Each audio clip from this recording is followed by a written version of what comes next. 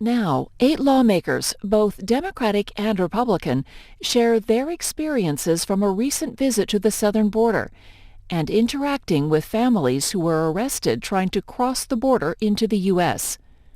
The House Oversight Committee also heard from federal officials and the former acting Customs Enforcement Director at this hearing on child separation policy at the U.S. Mexico border.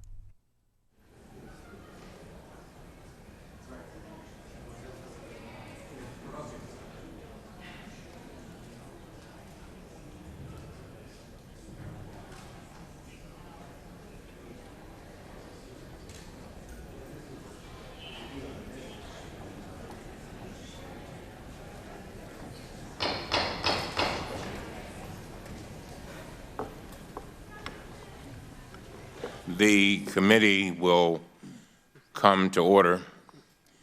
Without objection, the chair is authorized to declare a recess of the committee at any time.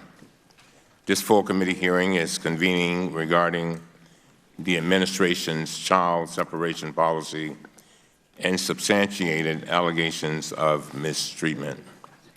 I also wanted to briefly address the spectators in the hearing room today. We welcome you and respect your right to be here. We also ask, in turn, for your respect as we proceed with the business of the committee today. It is the intention of this committee to proceed with this hearing without any disruptions. Any disruption of this committee will result in the United States Capitol Police restoring order, and that protesters will be removed. If a disruption occurs, a Capitol Police officers will go to the individual, instruct that they cease the demonstrations. If the individual does not cease, no action will be taken. However, if the person does not cease or begins demonstrating after the initial warning by the officer, the individual will be removed from the hearing room. We are grateful for your presence here today and your cooperation. I would also remind all members to avoid engaging in adverse personal references.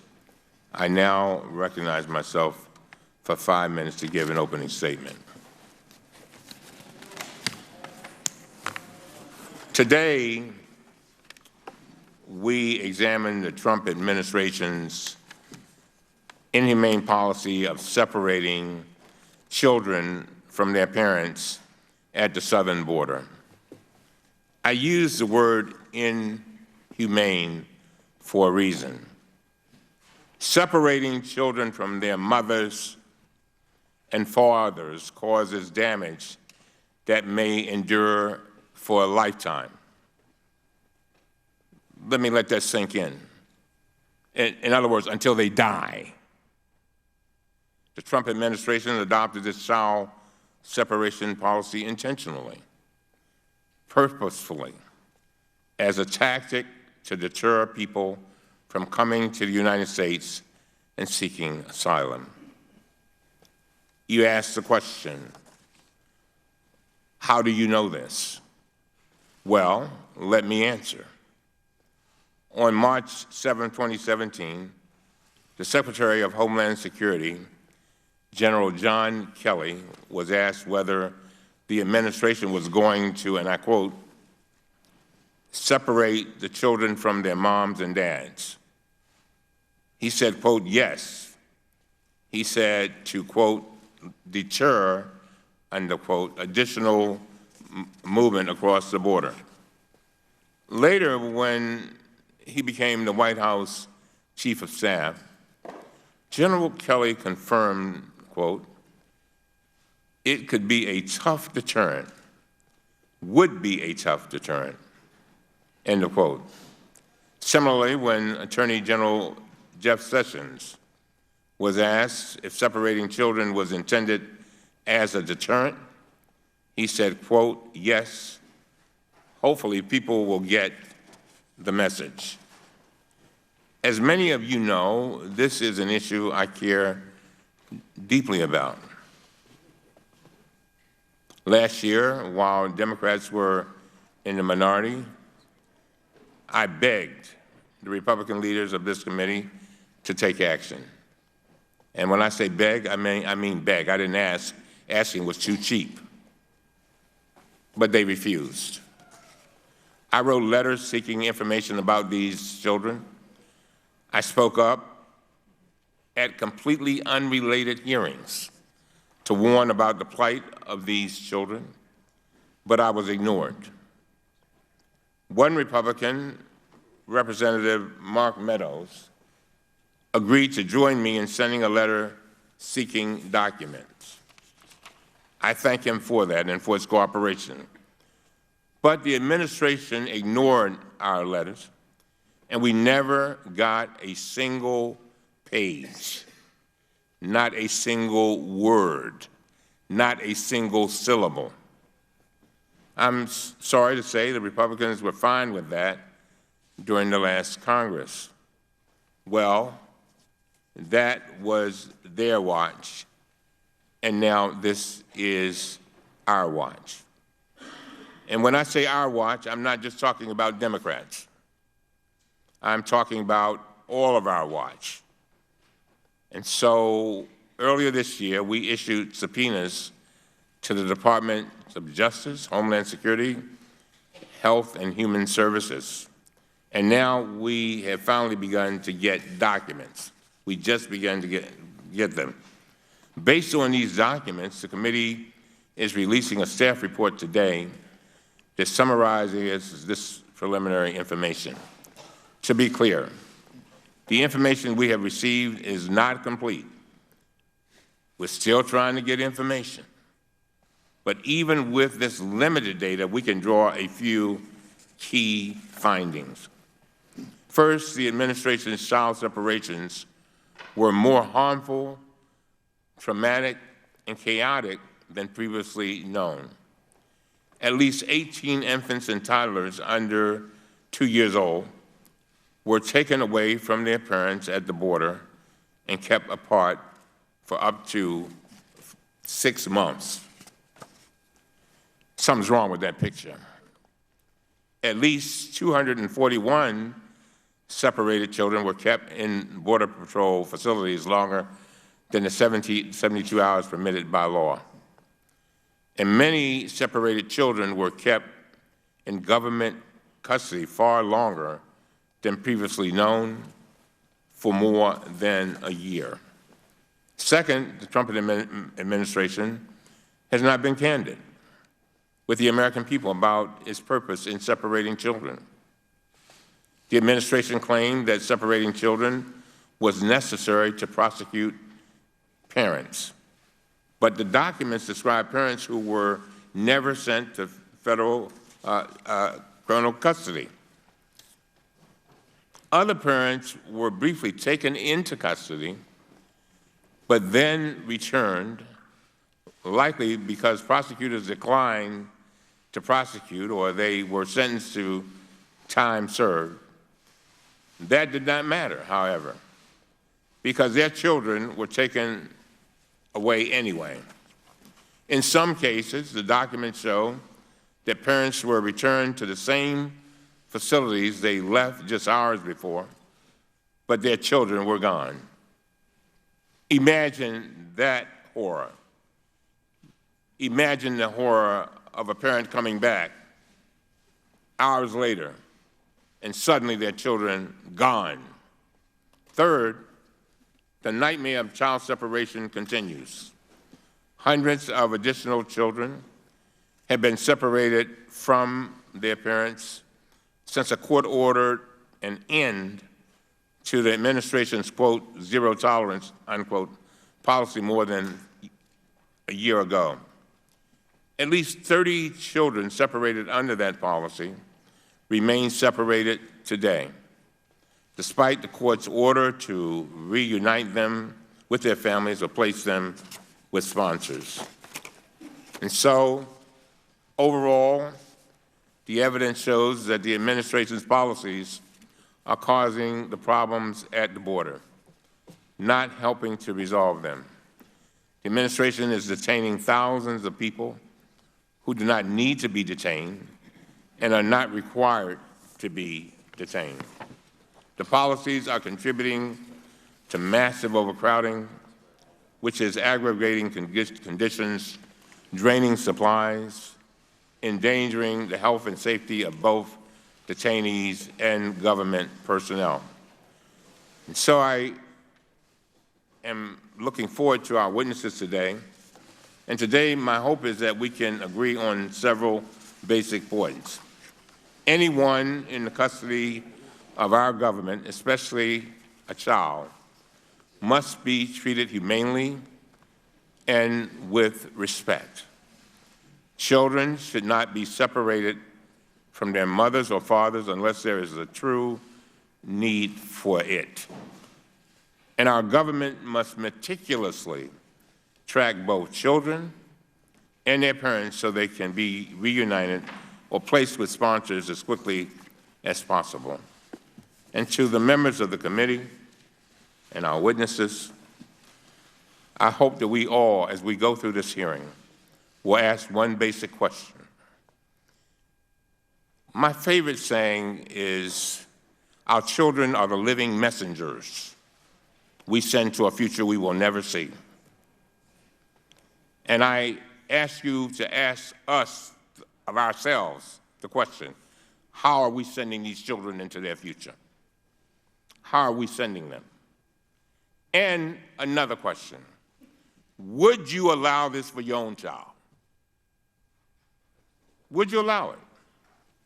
And so this is, again, this is our watch, and I'm looking forward to us doing everything in our power to make sure that we are living up to those values as a nation. Now, there will be discussions of things that may have happened in the past.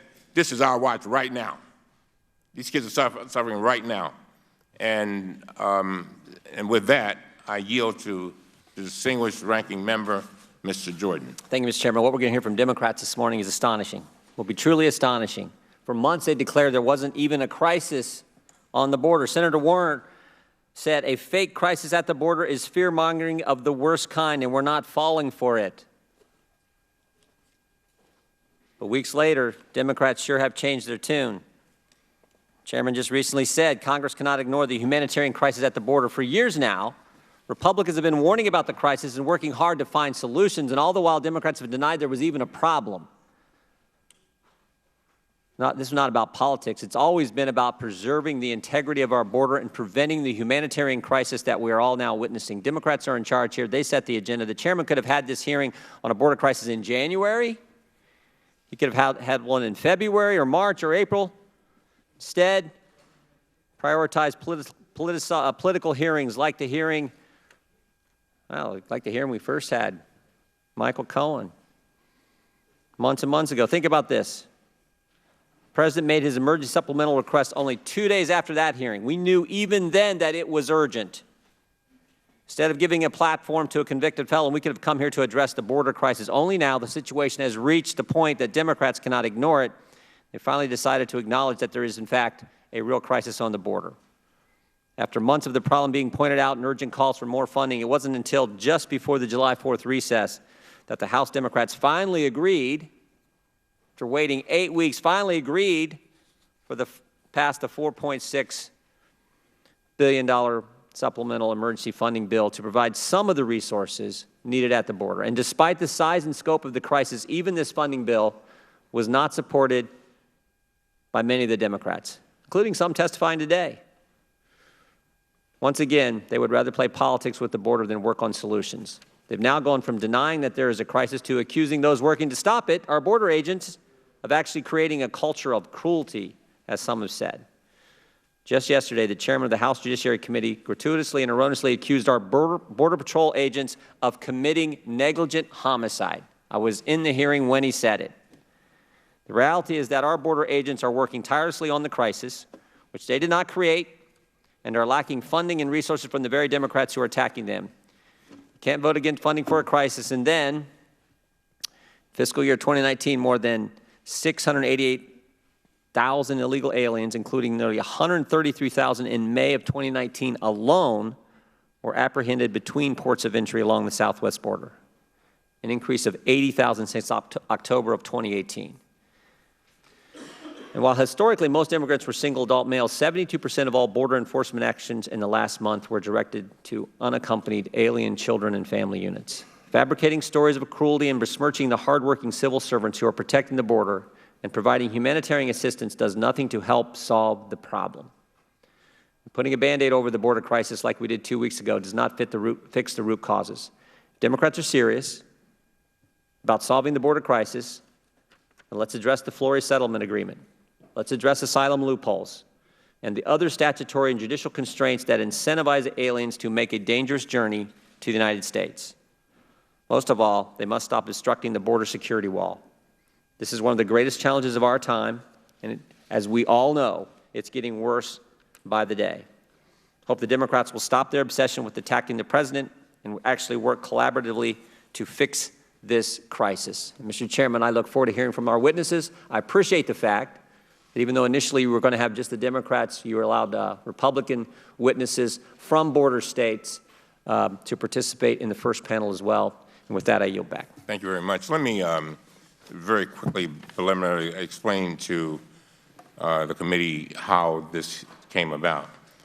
Ms. Tlaib, Ms. Ocasio-Cortez, and Ms. Pressley contacted me over 2 weeks ago, and they made it clear that they wanted to go down to the border to observe as a committee, more of a committee assignment. I told them, go, and they decided they wanted to go and see for themselves. And I thank you all for doing that. Ms. Escobar helped make the arrangements, and it was her district, so that was. But I wanted them to come back to the committee and tell us what they observed. I welcome anybody who has gone down there and seen whatever you may have seen, so that the Congress, I think, can be sensitive to what's going on so that we can do something about it. And so for this panel, we invited, we will not have, to the panel, we will not have questions, and we also won't have exchanges among the witnesses. Mr. Chairman, point of information, if I might. Yes. Yeah, you indicated they went down. So was this a Codell from this committee? Because I was not invited or was not even aware that we were doing it. I'm going to answer you briefly, and then we're going to move on to these witnesses. No, it was not a Codell. They called me inquiring as to how it could be a Codell, and I told them, you're going to have to go on your own MRA. Okay? Yeah, but I don't know that our own MRA qualifies to actually do that. However they did it properly. Am I right, ladies? They did it properly and within ethical rules, okay? All right. They took it upon themselves. We should applaud our members, even the Republican members who have visited these facilities concerning their interests, taking time for what would normally be their times in their districts and taking care of their families. They decided to go down there. Let's applaud them as opposed to, I'm sorry. I'm sorry. I told you not to disrupt. I didn't mean it like that, but you get the picture. But anyway, let's move on. Mr. Chairman, will you yield for one? I'll yield, yeah. To Mr. Meadows, the appropriate procedure, and we're following that with a Codell that we are taking this afternoon, is to get an invitation from the member's district where you want to visit. And upon having that invitation, you normally have to wait 2 weeks in order to get the Border Patrol to accommodate you. And if they followed that, which I'm sure they did, that is how they were able to make that trip. I yield back. I've got to move on. Thank you all. Now, if to all members, if you have pictures or exhibits, we are more than willing to see them, but we ask that you please use them only during your testimony and then take them down. You will each have 5 minutes, and we will be happy to include in the record any additional materials you would like to submit. For each of you, the committee would like to know which specific detention centers you visited, when you went there, and what you personally witnessed while you were there. what I am going to, and we have to keep in mind that we've got a vote coming up at around 11, so it's my hope that we'll get all of you in before the vote. But to the members, to all members, after the vote, I'm coming back here to hear from our other witnesses. We have a very important panel coming after this panel, and I will be here till midnight if I have to be, because I think it's just that urgent. And so I'm going to begin with our Republican representatives. Representative Andy Biggs from Arizona. Thank you very much for being with us. Thank you, Chairman Cummings and Ranking Member Jordan. Members of the committee, I thank you for allowing me to testify before you today. I represent the 5th Congressional District of Arizona, which is a suburb of Phoenix, which is about 100 miles from the border. But I grew up in southern Arizona. I've traveled extensively in Mexico and been to our southern border many times. And I regularly visit the border today even. In the past few months, I have visited a CBP holding facility in Yuma, an ICE facility in Arizona, including that detention center is run by a private concern that is required to comply with federal regulations. I've led 2 groups of congressmen to the border and invited colleagues from across the aisle to come as well. When I led a group to the border a couple months ago, we were briefed by agents about the extent of human trafficking, and we learned about an 11-year-old girl that I'm going to call Maria today to protect her privacy. Agents learned that there was a human trafficking hub in South Carolina, moving directly from Yuma across to South Carolina. That's a long way to go. Working with DEA, ICE, and local law enforcement, agents located a small house that was the headquarters of a cartel affiliate. They were surprised to find Maria. They didn't know about her, or the 2 small boys that she was required to take care of by the cartel affiliate. They had been separated from their families when their parents allowed them to be taken by human trafficking cartels to create a fake family unit in order to get more favorable treatment when the adults they were placed with by the cartel traffickers crossed our border. Maria and the 2 little boys were intended to be taken back by human cartel smugglers to be used again to create a fake family unit. I asked how many similar trafficking rings existed in the United States and was told that there are hundreds all over the country. And this impacts tens of thousands of children who are given over to cartels and human traffickers by their parents to be used to facilitate human trafficking. I also think of Benito. Again, I changed his name. He was a 5-year-old little boy left in the desert by human traffickers who was found by CBP agents and was given emergency life-saving treatment. I've watched videos of agents rescuing sick or dying individuals in the desert or drowning in the Rio Grande who were saved at risk to the life and limb of the agents. Most of the time today by agents is no longer spent in securing the border, but is actually spent on humanitarian endeavors and actually trying to take care of children. Family separation for angel families like Steve Ronnebeck, whose son Grant was murdered by a multiple deportee, or Marianne Mendoza, whose son Brandon was killed by a multiple deportee, are 2 families permanently separated who live in my district. I visit regularly ports of entry and the vast open tracts between the ports. I speak to line agents, local law enforcement, residents on the border, and I visit facilities. When our group visited the holding facility in Yuma, designed to hold a maximum of 250 people for only up to 12 hours for processing, I was shocked to see more than 3 times that many people there. CBP had made makeshift arrangements to try and meet the conditions.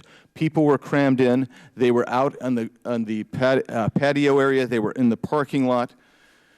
They were given mats to sleep on.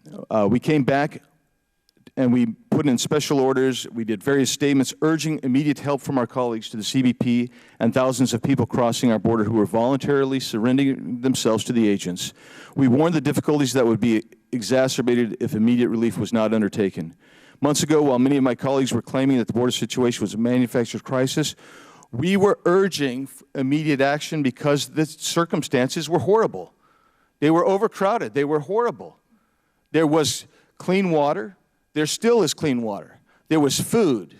There was sanitary supplies. There was bedding supplied. But it was rudimentary.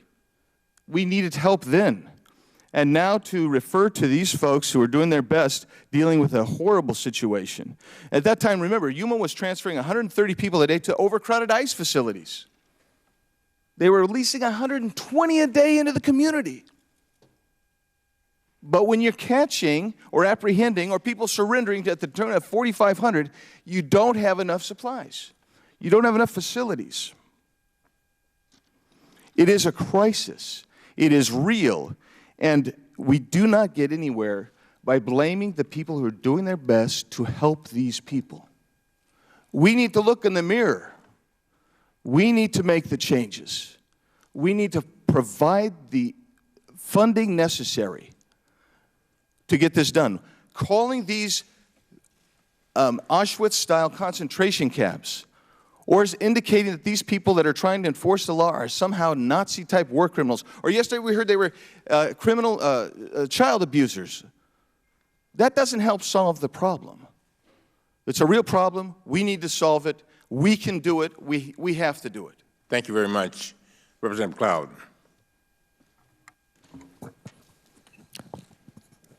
Thank you.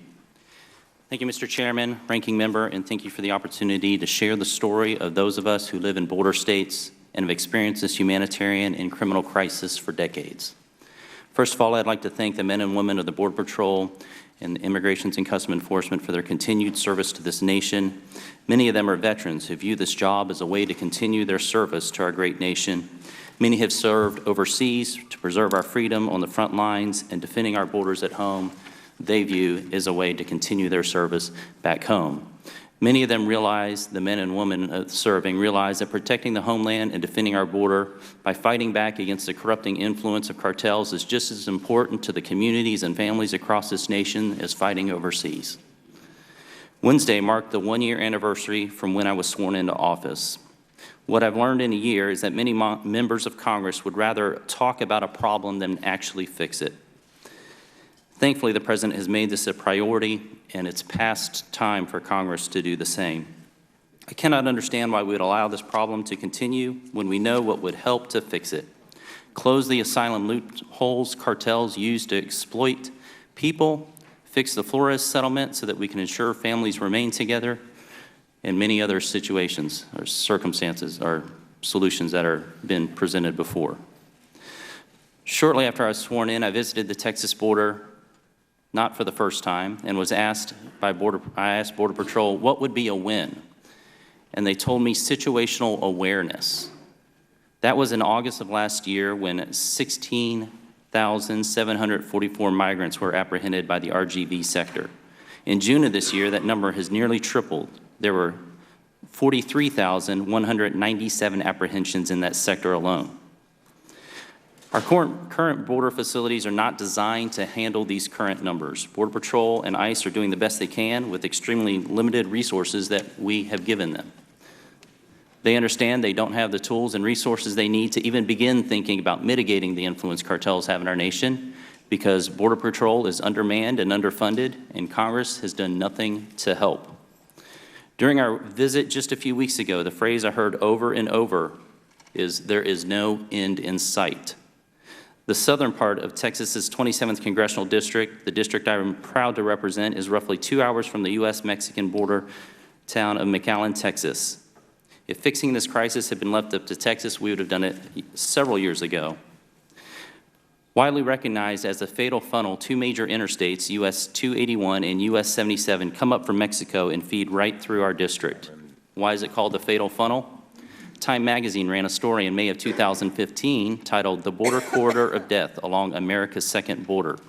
Customs and Border Protection even warns in their website, if you're traveling on highways US 281 and US 77, please be cautious of your surroundings as smuggling activity runs rampant.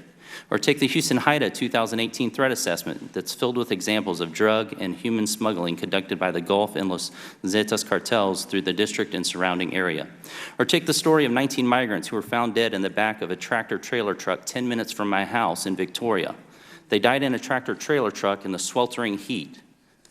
Authorities found a 5-year-old boy who had died in his father's arms.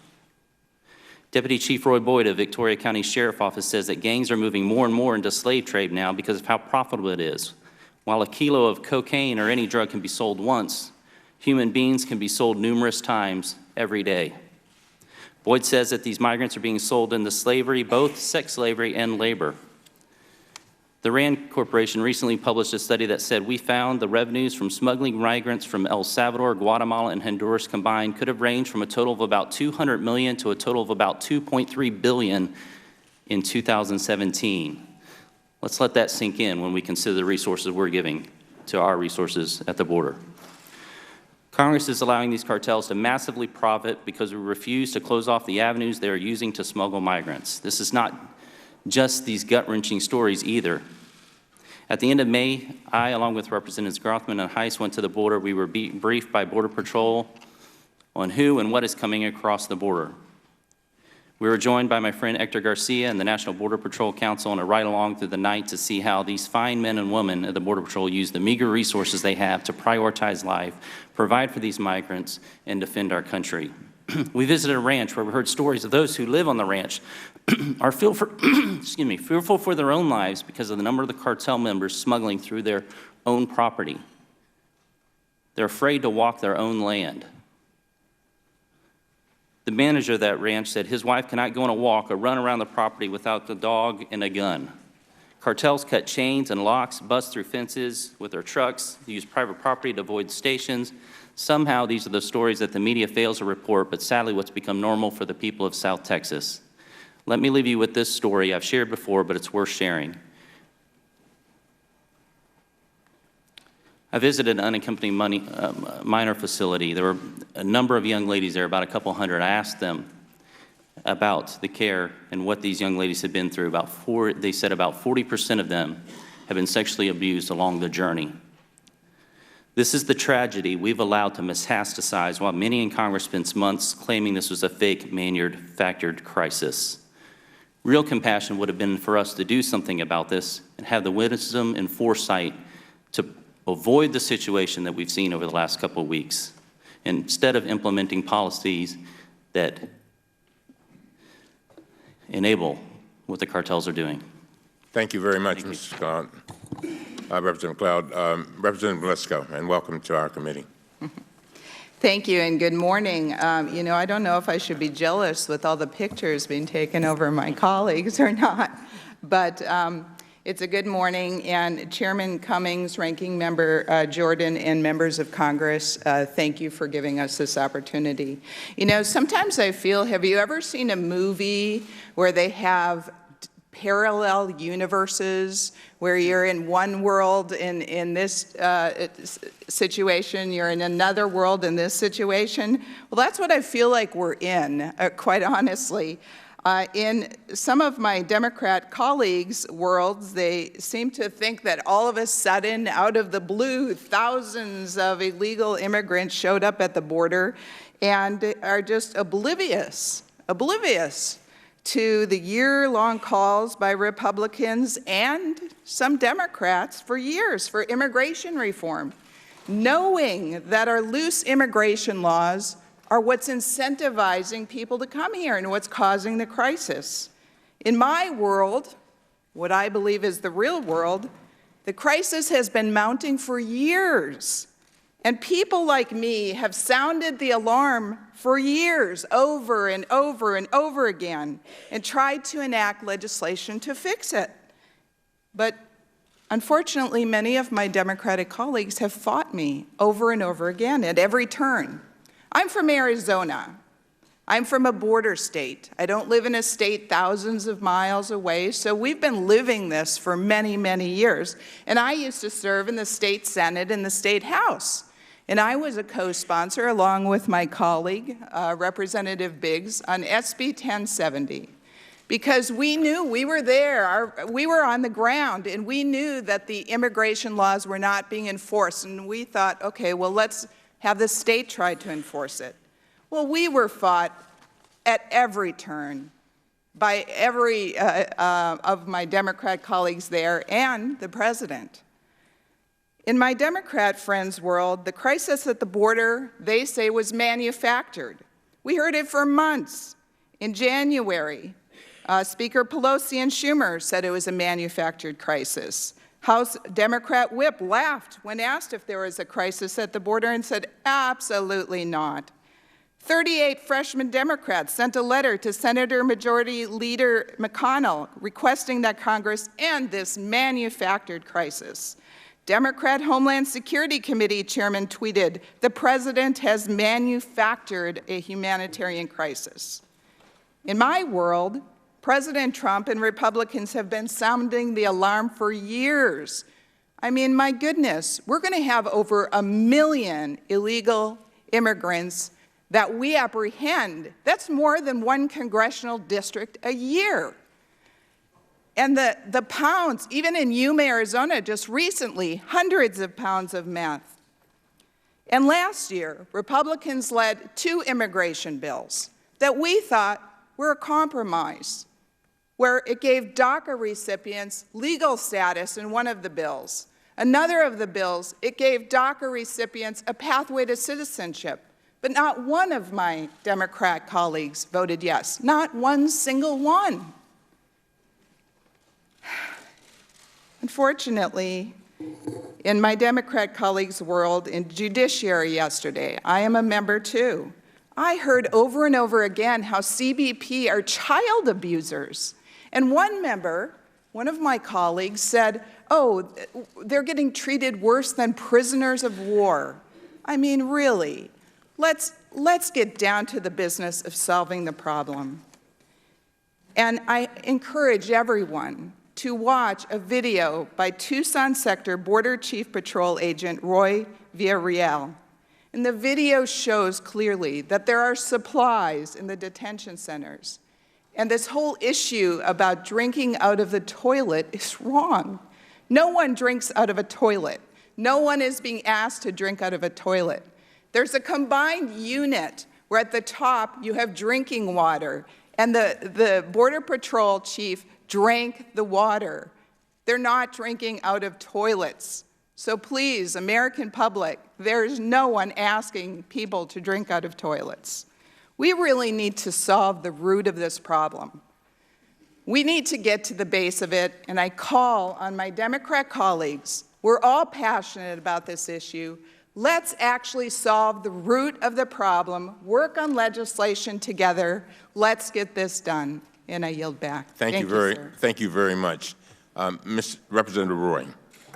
I thank the chairman. Thank you for holding this hearing and allowing us to give us the time to testify this morning. As many of you know, I represent Texas 21, Austin to San Antonio. The southwest edge of Texas 21 is about 95 miles from the border of Mexico. I've toured facilities multiple times in my career as a lawyer for the Senate Judiciary Committee, as a federal prosecutor, as a staffer for Governor Perry, as the first assistant attorney general, and now as a congressman. I've been to the border multiple times, and it didn't just come recently putting on a show in front of fences for the media. It's come over a career of trying to figure out how to secure the border and do our job. My chief of staff went to the border this last Saturday down to Clint to go to the facility after hearing all of the horror stories. My chief of staff had a very different experience in terms of what he saw, in terms of the cleanliness of facilities, in terms of Border Patrol trying to do its job, trying to make sure that people are taken care of after a long, hard journey through Mexico, making sure they do have potable water, including having water containers right outside the very cells where we were told that they didn't have water to drink, having the toothpaste, the food, the diapers, the things that are necessary to take care of people after a long, hard journey, while this body has failed to secure the border and created the very magnet that is causing these migrants to come through and be abused by cartels, while this body cowardly sits in the corner doing nothing about it. The untold stories that are going on by cartels, these are the stories. At certain station, gangs boarded the trains and demanded a toll. The rate was $100 per station. They threatened us. They said they would hold us until we could call a relative to arrange to pay. If you couldn't pay, they would throw you off the roof. Johnny was separated from his family on the train, and it's unclear what happened to his wife and children. Just 2 weeks ago, a 19-year-old woman fell from one of these trains in Tacotapal, Mexico, killing her. The train stopped near the Tabasco state town, and the woman hopped off to buy some cheese-stuffed rolls. And when the train crowded with migrants began to move again, she hustled to climb her back aboard. But the train suddenly stopped. She lost her grip and fell beneath its wheels. It dragged her 100 yards before jerking forward again in a thunder of shuddering steel. Coyotes take advantage of our system, leading women and children to the border, while along the journey, 1 in 3 women are sexually assaulted. This is the reality of what's happening between the Northern Triangle and Texas. This is what is happening because we refuse to do our job. What about Border Patrol? Sergio Tinoco was born into poverty in South Texas, as his mother remained in Mexico and he was forced to work hard labor on a farm to support himself. He served in our military for 10 years and then became a Border Patrol agent protecting the land in which he grew up in the Rio Grande Valley. He wanted this comment to be told. Quote, "The last thing this son of Mexican immigrants expected was to be compared to Nazis by America's elites for serving his nation and protecting our dangerous border." He said, "Our agents are just completely overwhelmed. They are exhausted. Not only are they exhausted out in the field, exhausted inside the stations processing, they are exhausted with all of the rhetoric that's coming down through the media and this Congress. Our own congressional leaders are vilifying our agents. These are the people holding America's front line." Add to these thoughts, and this is an article that Sergio Tinoco wrote that appeared July 5th, 2019. Add to these thoughts an exhausting 10-hour shift of seeing hundreds of illegal immigrants at the facility you work in and out in the field at temperatures over 100 degrees. Add a countless amount of mothers and fathers telling the agent that their child is sick and needs attention. Add being in a facility that can only hold 300 detainees but is currently holding 1,200, all waiting to be processed and released because of the immigration loopholes that brought them here in the first place. More so, add having just rescued a mother and child from drowning in the Rio Grande, caring for an infant after being stung by a swarm of bees in the high brush at the area where they entered the country illegally. Add the memory of finding a decomposing dead individual who was left behind by the ruthless smuggler because of an injury or exhaustion. A Border Patrol agent should be going home at the end of shift to decompress and leave all these matters behind at the workplace. Those things will be waiting for the agent again tomorrow. There will be another daring rescue, another small caravan of over 1,000 individuals to deal with and try to fit into an already overcrowded facility. There will be another set of individuals or kids requiring medical attention, which the agents will tend to. But now, with comments such as these, the Border Patrol agent must go home and hear about how their families, I've also heard those comments depicting mom or dad as a murderer of kids and their parents, how mom or dad are running gas chambers to kill all the illegal immigrants. The fact is, both parties have failed. The GOP all too often want to stand at the Rio Grande with a no trespassing sign while winking at immigrants and with a help wanted sign in the other. Meanwhile, my Democrat colleagues prefer to stand in front of chain link fences next to an empty parking lot while making up hyperbole for clicks, Twitter followers, and cynical politics. There is a path to fix this. Take out the cartels. Recognize that they're terrorist organizations. Fix our asylum laws to be welcoming but not tragically abused by cartels. End catch and release and give ICE the resources to do their jobs. President Obama sent up a bill for $760 million for ICE. Why were we not funding ICE so that we have a place to be able to put people when they come through Border Patrol? It is time for action. This Texan is not going to sit by and watch his state and Texas communities get overrun and abused because the cowards of the swamp sit idly by and cynically fail to do their job. Thank you very much. Ms.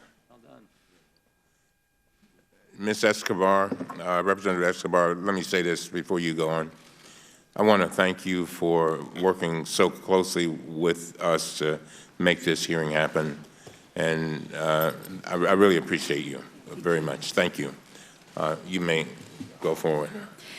Chairman Cummings, Ranking Member Jordan, members of the committee, thank you for calling this hearing and for the privilege of testifying before you today. I am proud to live not near, but on the U.S. Mexico border in El Paso, Texas, a community that has long been safe and secure, a modern-day Ellis Island. For 7 months, my office has facilitated delegation visits to El Paso, 10 so far and more to come, and I'm grateful for all of those who've been able to or will soon join us to bear witness to what is happening at the hands of the U.S. government. There is no doubt that the increasing number of migrants at our southern border has presented a challenge.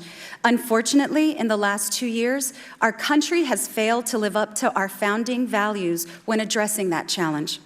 Before I focus on what our government is doing, let me tell you what my community is doing. For years, but especially in this last year, El Paso has stepped up, helping feed, shelter, and offer hospitality to thousands of migrant families released by DHS week after week.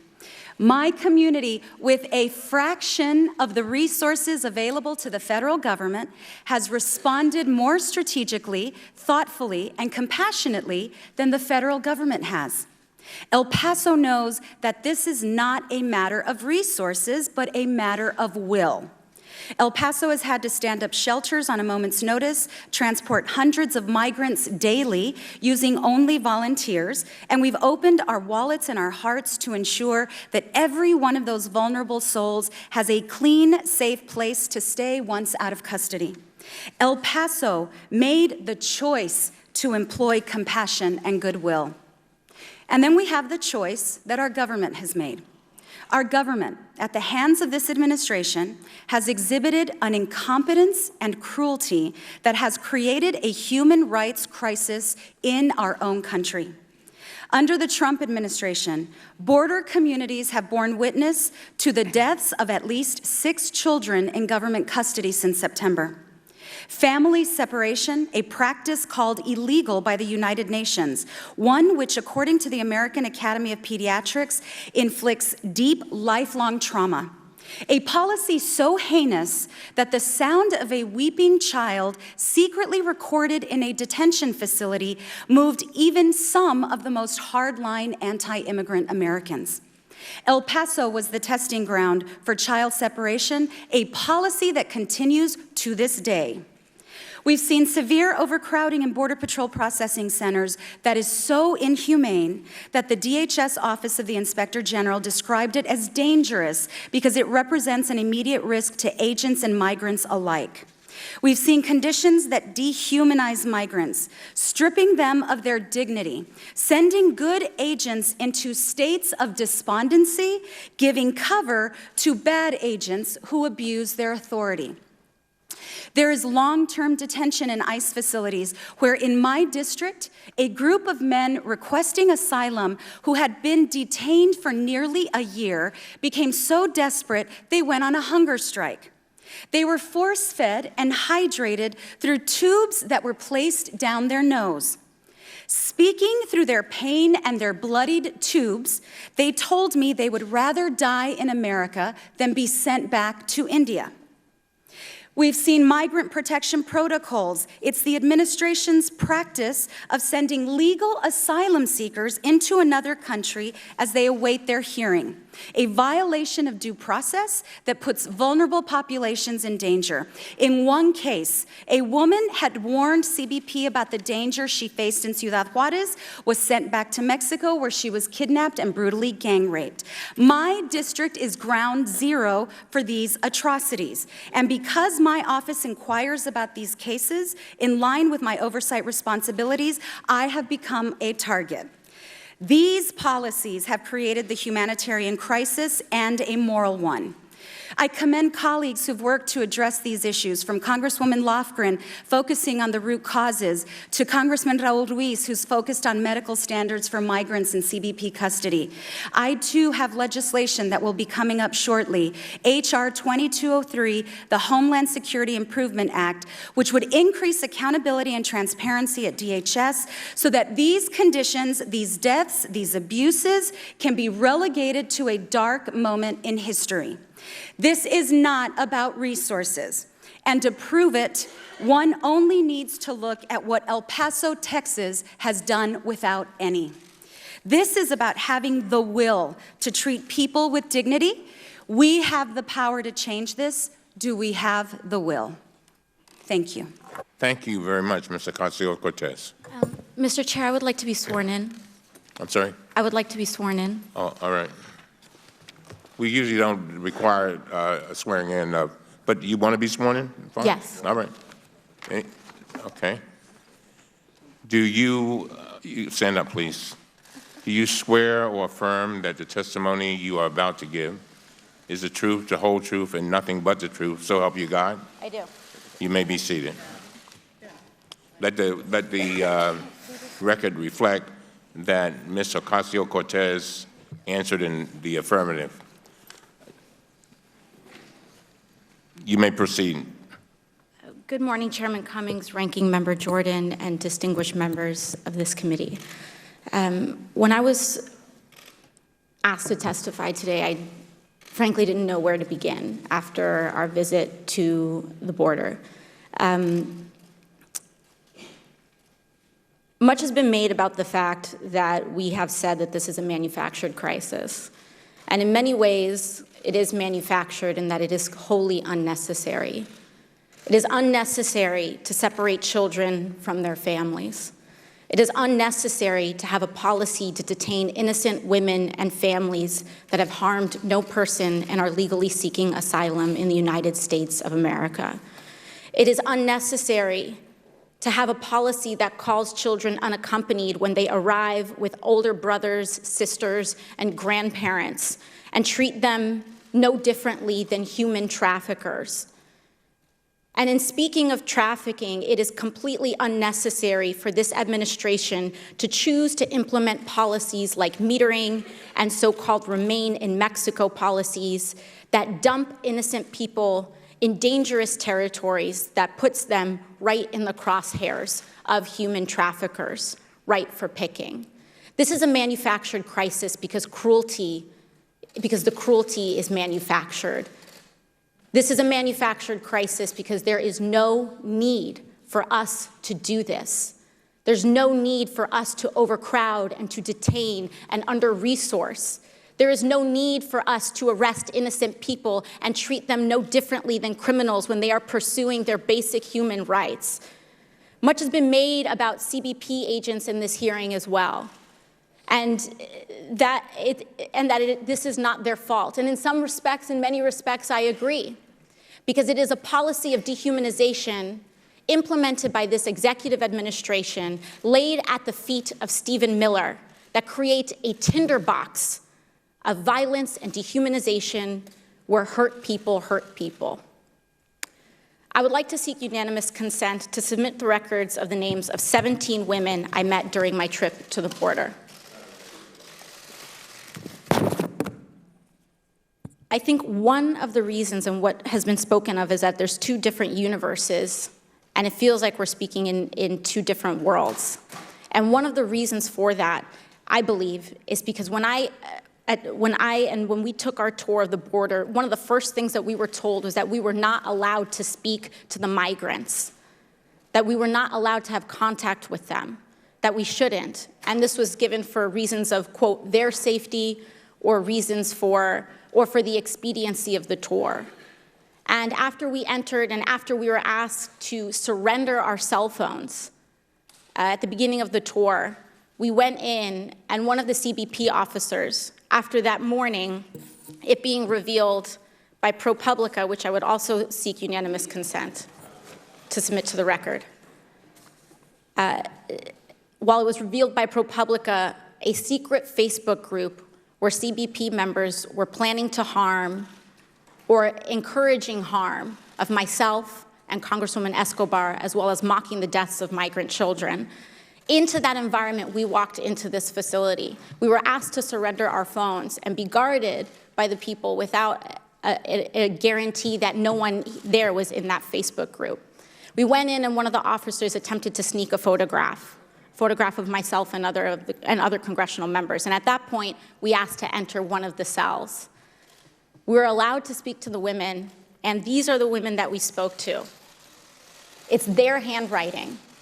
And while we are being asked to speak only to officers, we are not getting the accounts of migrants, of their treatment, of what they are experiencing. And so when these women tell me that they were put into a cell and that their sink was not working, and we tested the sink ourselves, and the sink was not working, and they were told to drink out of a toilet bowl, I believed them. I believed these women. I believed the canker sores that I saw in their mouths because they were only allowed to be fed unnutritious food. I believed them when they said they were sleeping on concrete floors for 2 months. I believed them. And what was worse about this, Mr. Chairman, was the fact that there were American flags hanging all over these facilities, that children were being separated from their parents in front of an American flag, that women were being called these names under an American flag. We cannot allow for this.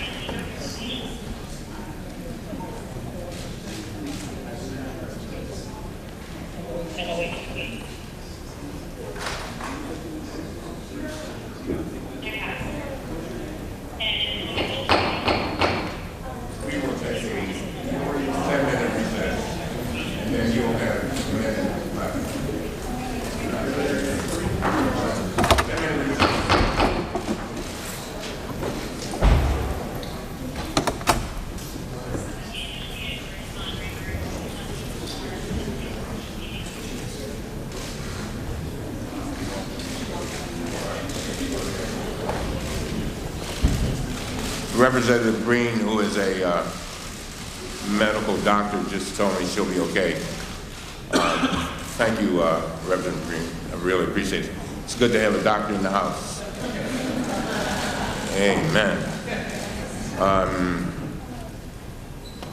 Miss, since I interrupted you, I'll give you 30. I'm sorry. We'll give you a minute to wrap it up. Thank please. you, Mr. Chair, and I know my time was wrapping up at that time, so and again, we have to make sure that, and over again, when we spoke to these folks, whether it was agents, whether it was HHS officials, oftentimes they said the thing that we need most is not resources, we need policy change. So we need to change our metering policies. We need to change our detention policies. We need to change our policies on who we call unaccompanied. And that is one of the key areas, in addition to changing our policy on foreign affairs, on investment, on being an equal partner in Latin America and the Western Hemisphere. Thank you very much. Thank you very much. Ms. Tlaib, again, I want to thank you for your phone call about 2 weeks ago when you wanted to pull together things to get down there, go down to the border. Thank you very much. You have now 5 minutes. Thank you so much, Chairman, honorable members of the committee. Thank you all for this critically important hearing today, and shukran, which means thank you, Chairman Cummings, for always creating a space for us in this committee. From the first week, you said we give you new energy. I hope that's still the case. So thank you. By allowing us to testify before this committee and enter what we observed and experienced in our visit to El Paso border on July 1st to the CPP Station 1 and the camp and into the congressional record. I appreciate that responsibility and not picking on the president, but holding this administration accountable. First, no one is illegal. That term is derogatory now because it dehumanizes people. You can say any other forms of maybe coming in without regulations or so forth, but the use of illegal is disrespectful, and I ask my colleagues to try in so many ways to not dehumanize our immigrant neighbors that are trying to come in for a safe haven. Mr. Speaker, while working at human service and community advocacy organizations, I learned early on that to truly bring power to the table, to see what is at stake, you have to bring people in the room who can't be here. So I'm asking for Jacqueline, who's was age 7, from Guatemala, who died from sepsis while in our care. She was the same age as my son when I heard about it. Mr. Speaker, we do have a crisis at our border. It is one of morality. As we have seen this current strategy unfold, intentional and cruelly created by the Trump administration, dead set on sending a hate-filled message that those seeking refuge are not welcome in America, in our America, and that the rule of law, human rights, will not protect him here. Instead, Mr. Chairman, it's a dangerous ideology that rules our nation right now. I've been so deeply haunted by the unforgettable image of a 4-year-old boy coming up to me through a glass door of a cell he was in with a number of other children, asked me in Spanish where his papa was, and slid a very small board to me so I could write something on it. It was like a dry board. I'm not sure what he needed before an agent asked me to stop engaging him. Chairman, again, bringing those who can't be here into this room, I asked my colleagues to see a drawing from one of the children in the cages, in the cells, up there, and I want you to not look away. I ask you and beg you not to look away. But the suffering in these illegal and immoral camps isn't just limited to those children. Something I learned, Mr. Chairman, is that I was able to travel to Clint, Texas, and meet face-to-face mothers, fathers, grandparents who are suffering, ripped away from their families, not knowing if they ever see their children and loved ones again. I won't forget the father from Brazil who held on to his son with tears in his eyes as he told me in English he just wants his son to be an American boy. He said he was with his wife, his 8-year-old daughter, and teenage boy in a tent-like space outside of Station 1. He said he's been there for 4 days. I won't forget Daisy, the grandmother who had a red ribbon on her wrist with the name of the medication she needs, who said she had been in detention for 40 days. And she hadn't seen her grandson, who was mentally impaired, since being separated from him when they arrived. I wonder every day where she is now and whether or not she's hungry.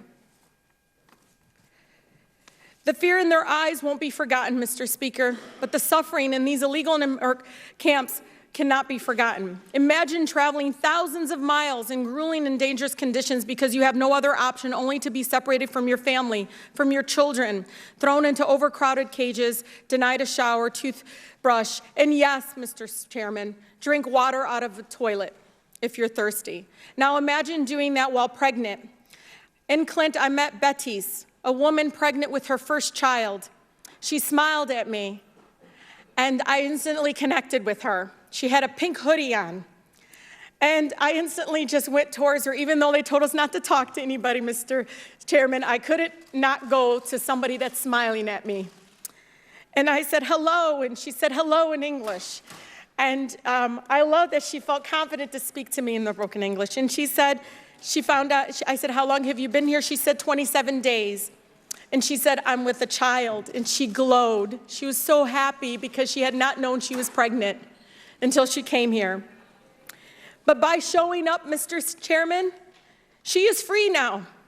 The following day, she is free now, and we are following the asylum process, and she is now at home. I spoke to her last week. She's so happy. She said, you will be part of my family forever. Mr. Chairman, it needs to be noted into record. I spoke to CPB agents, even though they told us not to speak to them too. Remember that? And I said, what do you think we need to do because you guys are overwhelmed? They said, one of them, stop sending money, it's not working. Another one said, I wasn't trained for this. I am not a social worker. I am not a medical care worker. He actually said, I want to be at the border. That's what I was trained to be at. The last one, Mr. Chairman, the separation policy isn't working, he said. He knew about the separation policy that he was enacting. CPP morale is one of the lowest among law enforcement agencies, Mr. Chairman. Since between 2017 and 2018, we had a high of 100 agents committing suicide. That needs to be put in record. The dehumanization is not only with those families, but it's also with the agents that we've had told to do this to these families. Thank you, Mr. Speaker. Thank you. Thank you very much. Thank you very much. Ms. Pressley. Chairman Cummings, Ranking Member Jordan, and colleagues of the committee, thank you for the opportunity to testify here today. I believe that it is both our opportunity and obligation as members of Congress to shed light on injustice and to lift the voices of the unheard. Make clear that I don't say the voiceless. Every person has a voice, but our institutions do not always listen. So today, I do not speak on behalf of anyone, but I make space for the stories our nation so desperately needs to hear in this moment. Mr. Chairman, I cannot unsee what I've seen. I cannot unfeel what I experienced. I refuse to. Although admittedly it robs me of sleep and peace of mind, but that pales in comparison to the pain felt by families that have been robbed of their liberty, their legal rights, and their dignity, and some even the lives of their babies. During our stop at the El Paso Border Patrol facility, I pressed my hand to a plexiglass window. I met the gazes of several women on the other side. Their shoulders were slumped, their clothes filthy, their eyes vacant. I turned to a Border Patrol officer and asked, what is the temperature in this room? The officer responded, I do not know. I then asked how they set the temperatures in the room. He mumbled again, he did not know. Mr. Chairman, on the day of our visit, it was a sweltering 103 degrees in El Paso. What's the heat index at which you bring folks indoors? I inquired. Border Patrol responded with no answer.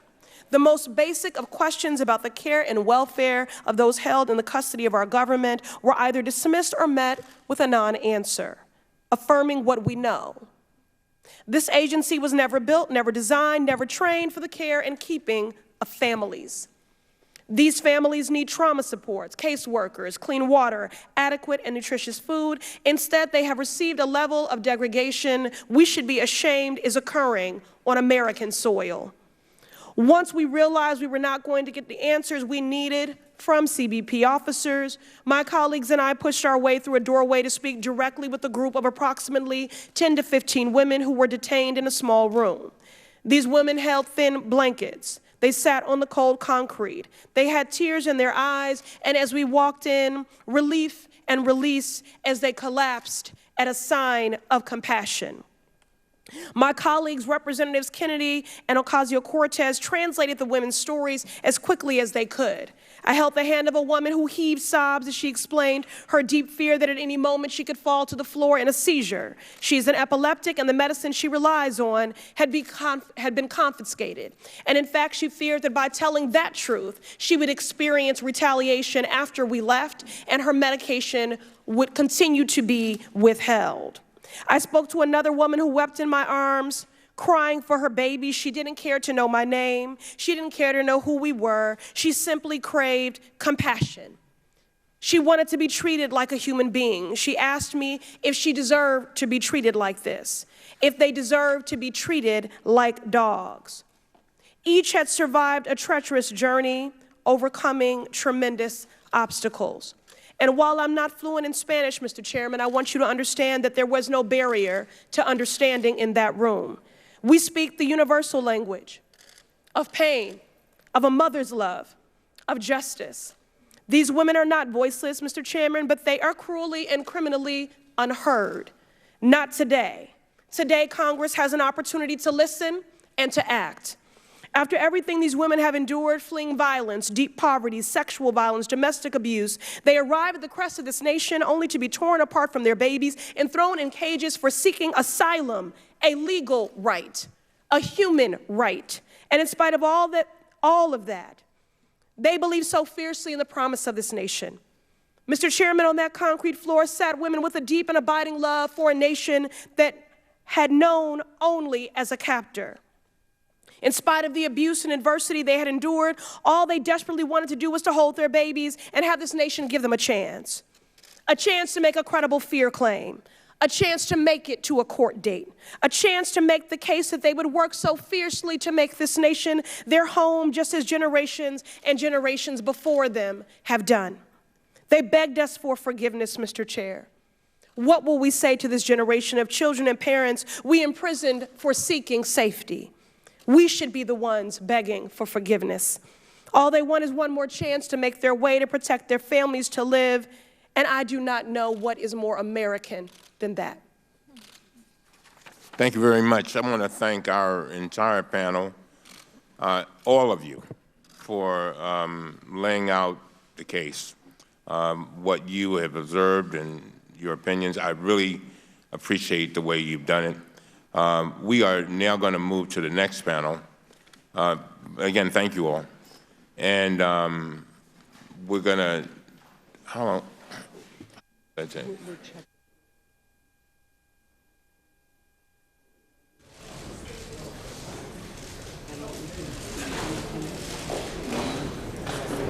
To the members, the vote is expected at around 11:35. So we're going to start up the second panel as soon as they get seated. That'll be in about 2 or 3 minutes.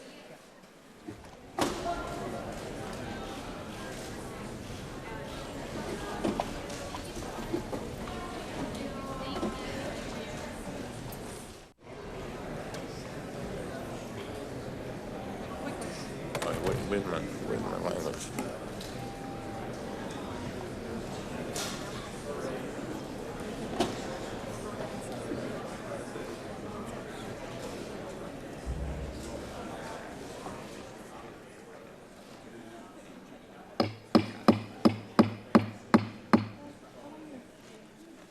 We'll now come back to order.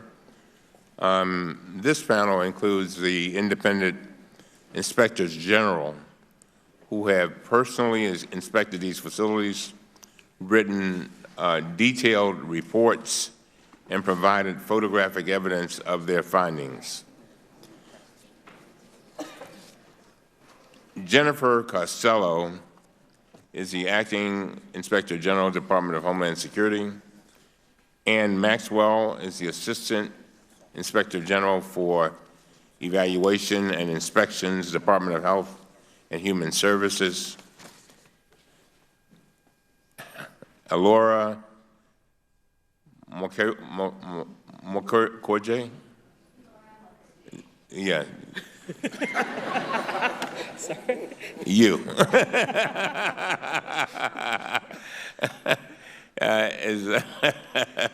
Is a law professor at the Jerome L. Green Clinicals at Columbia Law School. Jennifer Nutter is the Policy Director, Young Center for Immigrant Children's Rights. Thomas Homan, he's former Acting Director, U.S. Immigration and Customs Enforcement. If you would all please rise and raise your right hand, I will begin to swear you in. Do you affirm do you swear or affirm that the testimony you're about to give is the truth, the whole truth, and nothing but the truth, so help you God? Let the record show that the witness is answering in the affirmative. And thank you. You may be seated. I let you know that the microphones are sensitive, so please speak directly into them. Without objection, your written statement will be made a part of the record. With that, Inspector General Costello, you are now recognized to give an oral presentation of your testimony. Again, before you start, we may not get through all of you, but we're going to do the best we can with what we got. And each of you have 5 minutes, and I'm begging you to stay within the 5 minutes because this is a getaway day for a lot of our members, and so it's kind of, we got a lot to do today. All right. Ms. Costello. Thank you. Chairman Cummings, Ranking Member Jordan, and members of the committee. Thank you for inviting me here today to discuss our recent work related to conditions at Customs and Border Protection holding facilities along the southern border. My testimony today will focus on the dangerous overcrowding and prolonged detention recently observed by DHS OIG inspectors in both the El Paso del Norte Processing Center and facilities in the Rio Grande Valley. These issues pose a serious and imminent threat to the health and safety of both DHS personnel and detainees and require the department's immediate attention and action. DHS OIG conducts unannounced inspections of CBP facilities to evaluate compliance with CBP's transport, escort, detention, and search standards, otherwise known as the TED standards. TED standards govern CBP's interactions with detainees, providing guidance on things like duration of detention, access to medical care, access to food and water, and hygiene. Our inspections enable us to identify instances of noncompliance with TED standards and to propose appropriate corrective action. In doing so, we seek to drive transparency and accountability at the Department of Homeland Security. Although CBP has sometimes struggled complying with standards relating to duration of detention, our recent unannounced inspections revealed a situation far more grievous than those previously encountered by our inspectors. For instance, when our team arrived at the El Paso del Norte Processing Center, they found that the facility, which has a maximum capacity of 125 detainees, had more than 750 detainees on site. The following day, that number increased to 900. We have also observed serious overcrowding among unaccompanied alien children, or UACs, at all the Border Patrol facilities we visited in the Rio Grande Valley. Additionally, we found that individuals, including children, were being detained well beyond the 72 hours generally permitted under TED standards and the Flores Agreement. For instance, at the Centralized Processing Center in McAllen, Texas, many children had been in custody longer than a week. In fact, some UACs under the age of 7 had been in custody for more than 2 weeks. Under these circumstances, CBP has struggled to comply with TED standards. For instance, although all the facilities we visited in the Rio Grande Valley had infant formula, diapers, baby wipes, and juice and snacks for children, 2 facilities had not provided children access to hot meals as required until the week we arrived. Children at 3 of the 5 facilities we visited had no access to showers, limited access to a change of clothes, and no access to laundry facilities. Additionally, while Border Patrol tried to provide the least restrictive setting available for children, the limited space for medical isolation resulted in some UACs and families being held in closed cells. Space limitations are also affecting single adults. The lack of space has restricted CBP's ability to separate detainees with infectious diseases such as chickenpox, scabies, and influenza from each other and from other detainees. According to management, these conditions also affect the health of Border Patrol agents who are experiencing high incidence of illness. There is also concern that the overcrowding and prolonged detention may be contributing to rising tensions among detainees. A senior manager at one facility in the Rio Grande Valley called the situation, quote, a ticking time bomb. Despite these immense challenges, we observed CBP staff interacting with detainees in a professional and respectful manner and attempting to comply with standards to the extent possible. Notwithstanding their efforts, Border Patrol requires immediate assistance to manage the overcrowding in its facilities. CBP is not responsible for providing long-term detention to detainees. Therefore, CBP facilities like those we visited are not designed to hold individuals for lengthy periods of time. However, with limited bed space at ICE and HHS facilities nationwide, detainees are left in CBP custody until a placement can be arranged in a long-term facility. In its response to our management alerts, DHS described the situation on the border as an acute and worsening crisis. Our observations comport with that characterization, and that is why we have called on the department to begin immediate action to remedy the situation. Although DHS has asserted that it has reduced the number of UACs in custody in the last few weeks, we remain concerned that it is not taking sufficient steps to address the overcrowding and prolonged detention we observed, particularly with respect to single adult detainees. We will continue to monitor the situation at the border and have already begun new work aimed specifically at identifying the root causes of some of these issues. We hope this work will assist the department in addressing these challenges. In the meantime, DHS leadership must develop a strategic, coordinated approach that will allow it to make good on its commitment to ensure the safety, security, and care of those in its custody. Mr. Chairman, this concludes my prepared statement. I'd be happy to answer any questions you or the committee have. Thank you very much. Ms. Maxwell. Good morning, Chairman Cummings, Ranking Member Jordan, and other distinguished members of the committee. Thank you for the opportunity to discuss OIG's work focused on the health and welfare of children in HHS care. To protect the vulnerable is a core part of our mission, and as such, we have been conducting oversight of HHS's Unaccompanied Alien Children program for the past decade. This program provides immigrant children that have been referred to HHS with temporary shelter, care, and services before releasing them to sponsors in the U.S. to await their immigration hearings. This past summer, over 200 OIG staff fanned out across 9 states to visit 45 HHS-funded facilities. We assessed the challenges that facilities face in keeping children safe and meeting their mental health care needs.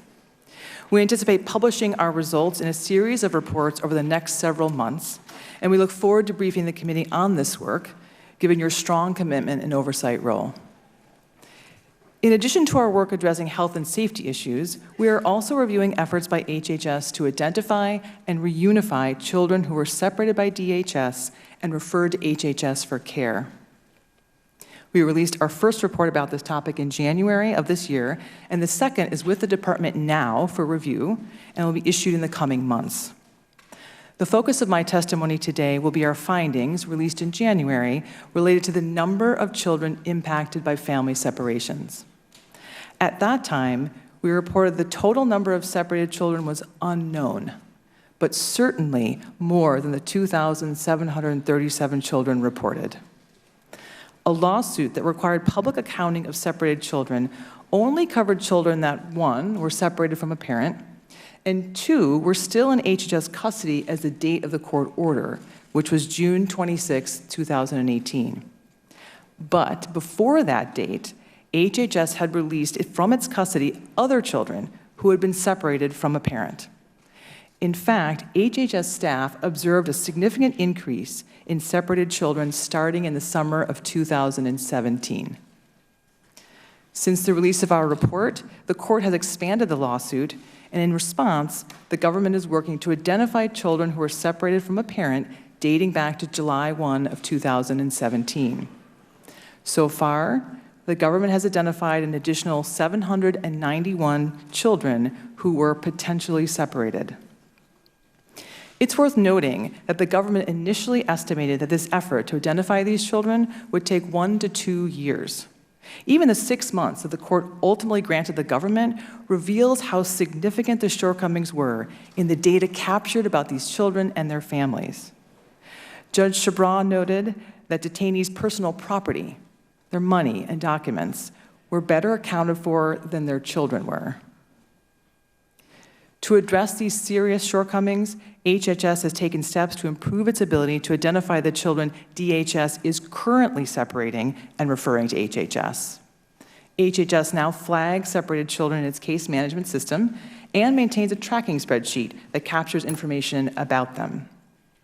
However, concerns remain about the completeness and accuracy of information about these children.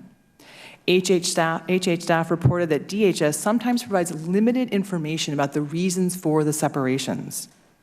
Of the 118 children we reviewed, DHS reported that 65 were separated because the parent had a criminal history, which could include such crimes as unauthorized use of a vehicle or a prior charge for marijuana possession. In some cases, though, the nature of the criminal history was not specified, even when HHS staff requested more information. Incomplete or inaccurate information about separated children, including the reasons for separation, impact HHS's ability to make placement decisions that are in the best interest of each child. According to HHS staff, not all criminal histories would prevent a child from being released back to their parent. In conclusion, we strongly encourage HHS and DHS to look for opportunities to improve communication and data about separated children to minimize the ramifications associated with these separations. We can do better by these children, and we must. Thank you to the Congress for providing the OIG with additional resources to augment our important work in this area. I look forward to discussing our work with you today and to future conversations when our ongoing work is completed. Thank you. Thank you very much. Ms. Mukherjee. Thank you, Chairman Cummings, Ranking Member Jordan, and distinguished members of the committee for having me here today. I am a clinical professor of law at Columbia Law School and director of the Immigrants' Rights Clinic. For the last 12 years, I have been working with families and children detained along our southern border. Over the last 5 years, I have spent more than 1,000 hours in immigration detention facilities, hundreds of them interviewing families and children. All of my work has been on a pro bono basis.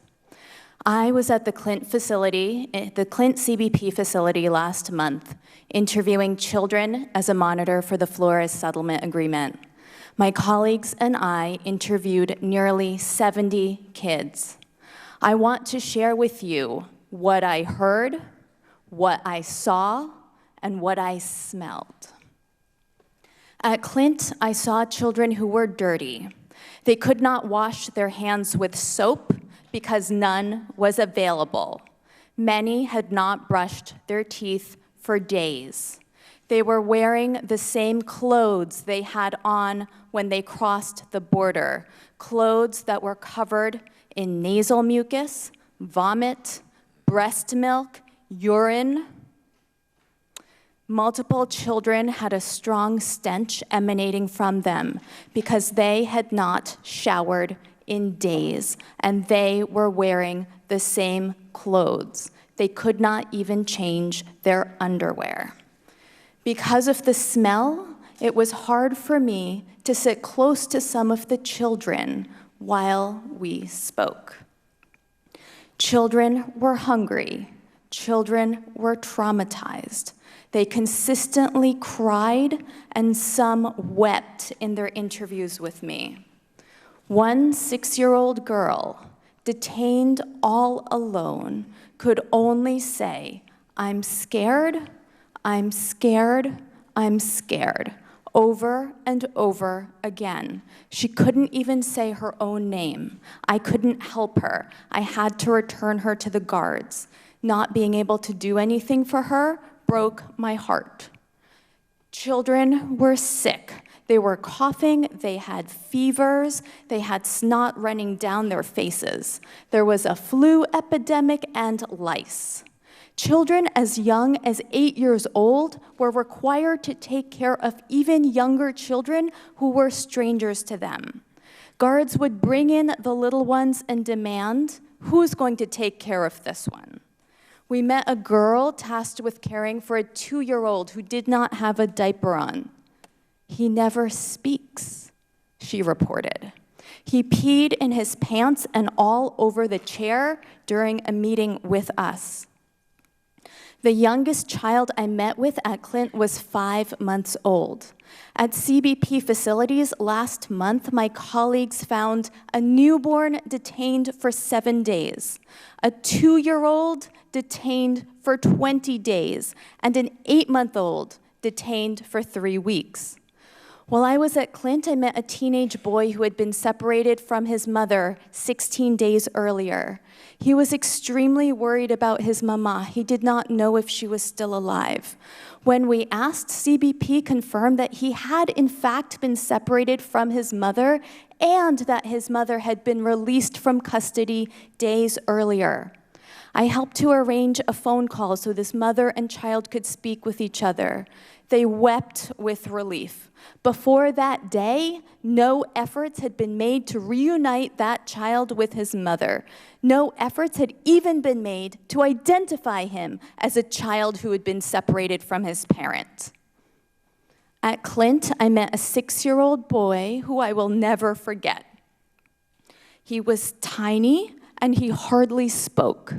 When I asked him if he was at Clint with anyone, he began to sob nearly inconsolably for an hour, nearly an hour.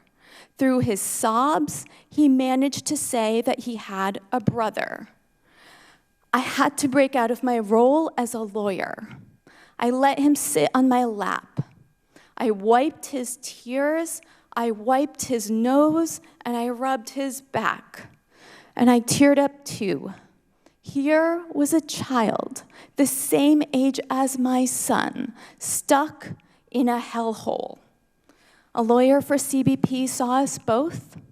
Eventually, a guard brought him a lollipop as an incentive to take him back to his cell. I pleaded with CBP counsel to please prioritize appropriate care for this child. Later that day or the next day, CBP counsel informed me that they would release him and reunite him with his brother. Why didn't that happen sooner? What would have happened if I didn't meet with him that day? What is happening to hundreds and thousands of other children like him? Along our southern border, today and every day, children are being forcibly separated from their parents and other family members as a result of cruel policy choices made by this administration. For many of these children, the government makes little or no attempt to reunite them with their family members. Our team demanded a tour of Clint and visits with the sickest children who were in the quarantine. CBP banned us from both. Why wouldn't CBP allow us in? We are authorized by the federal courts to monitor immigration detention centers where children are being held.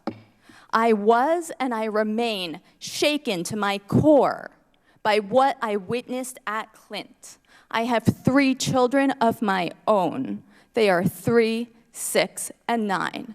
I do not have the words to explain to them what is happening to children their age in America right now. Families belong together. Children belong free and with their loved ones. That is what is required by our Constitution, by our federal laws, and by our basic humanity. Thank you very much. Thank you. Thank you. This is what we are going to do. We have a vote right now. There are 10 minutes left on the vote, I think. And so what we're going to do is we're going to go into recess. We will reconvene at 1:15. At that time, I'm sorry, this is the way it goes. I mean, we're dealing with urgent situations. I saw you. And then we'll be back at 1:15. Thank you very much. We stand in recess.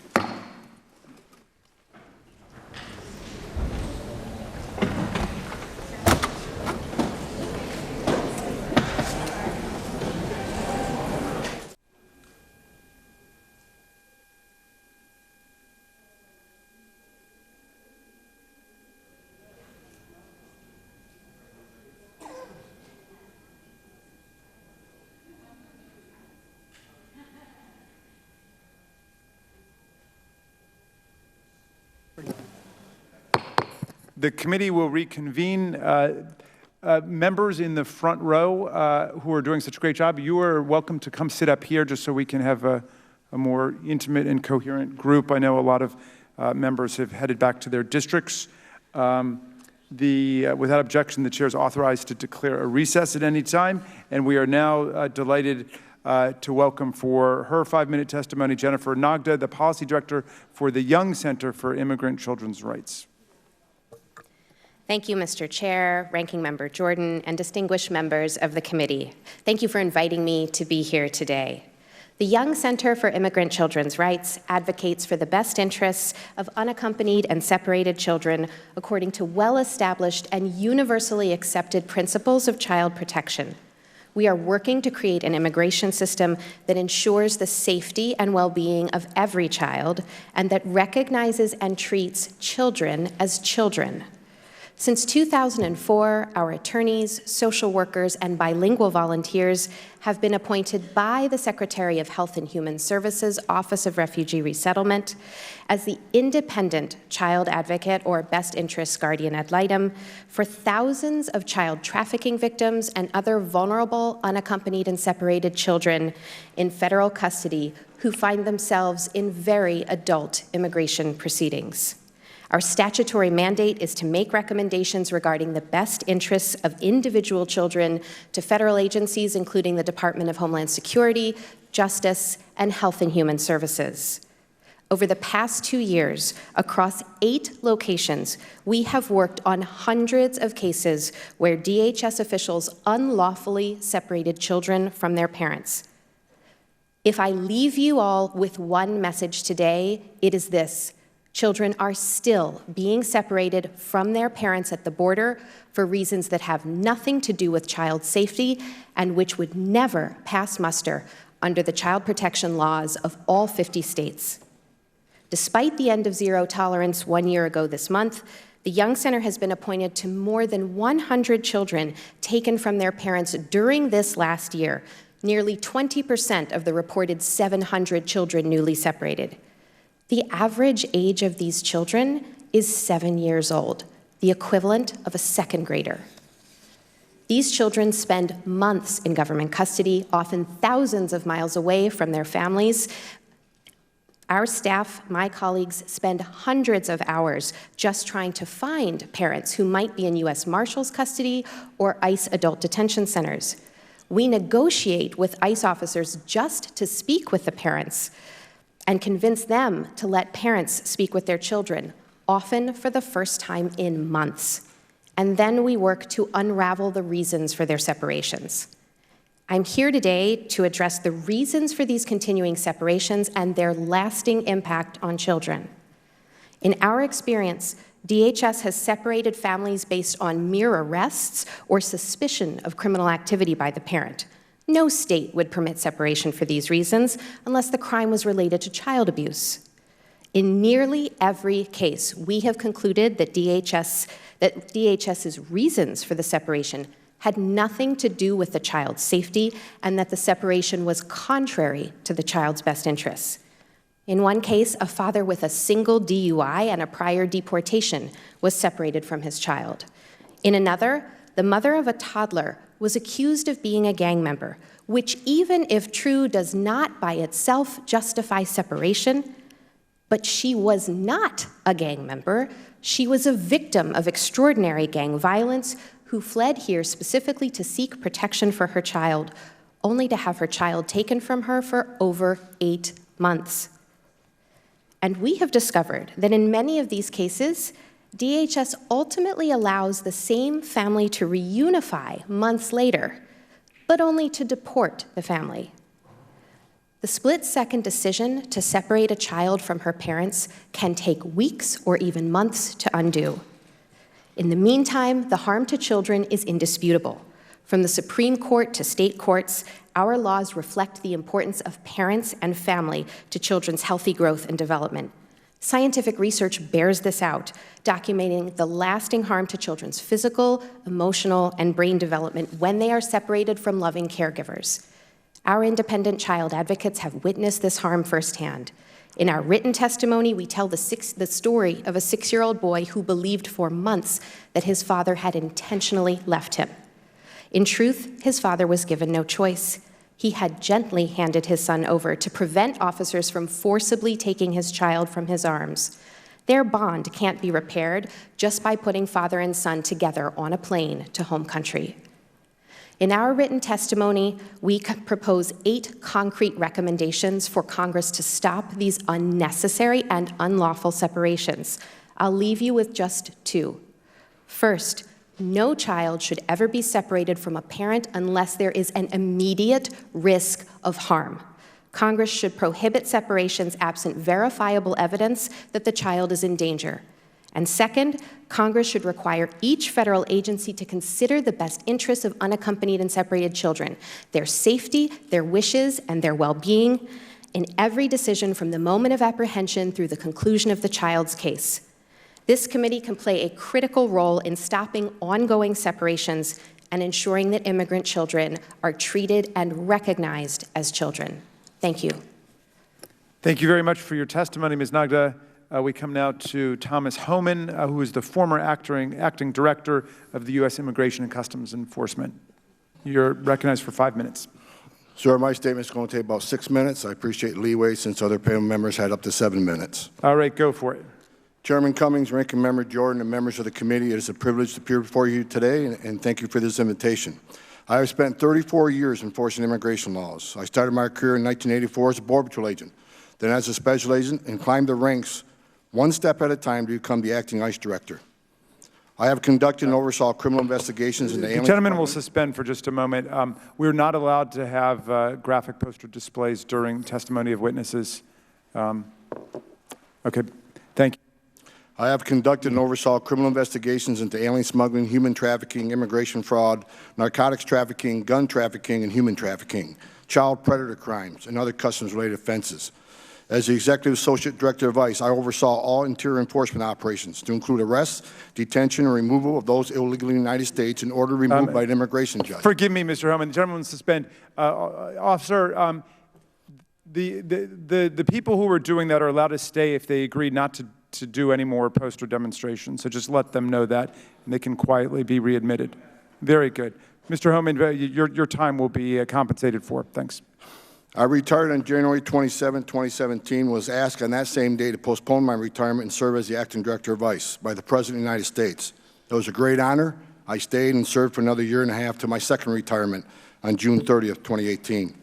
With more than 3 decades of immigration enforcement experience, I'm extremely concerned about the growing risk to our nation's public safety, security, rule of law, and that is all due to illegal immigration. What is happening on our southern border is unprecedented in several ways. The composition of those entering illegally is unprecedented because 70% of those are either family units or unaccompanied children. It is also unprecedented that a majority of those crossing are abusing the asylum laws and making fraudulent claims to asylum and are exploiting the loopholes that Congress has refused to close. Also unprecedented is the attack and vilification of the American patriots that serve this nation as Border Patrol agents, ICE officers, and agents. The biggest problem involves the unwillingness of Congress to address the loopholes that are causing this crisis. I and many others have spent the last 2 years saying what needs to be done not only to protect our borders, enforce the law in a meaningful way, but to also save lives. However, those calls for action have fallen on deaf ears because there's no more interest in fixing this problem. It's about open borders agenda, resisting our president, more interested in that than securing our border. This should not be a partisan issue. I don't care if you're Republican or Democrat, you should want to secure our border. There's no downside on having a secure border. There is no downside on having less illegal immigration. There is no downside on less illegal drugs coming in this country. There is no downside in stopping the bankrolling criminal cartels in Mexico that smuggle both people and drugs. After all, Border Patrol and ICE are merely enforcing the laws enacted by Congress. The past few weeks, the attacks on the Border Patrol have swelled. The media and some in Congress want to say that those in the Border Patrol custody are mistreated.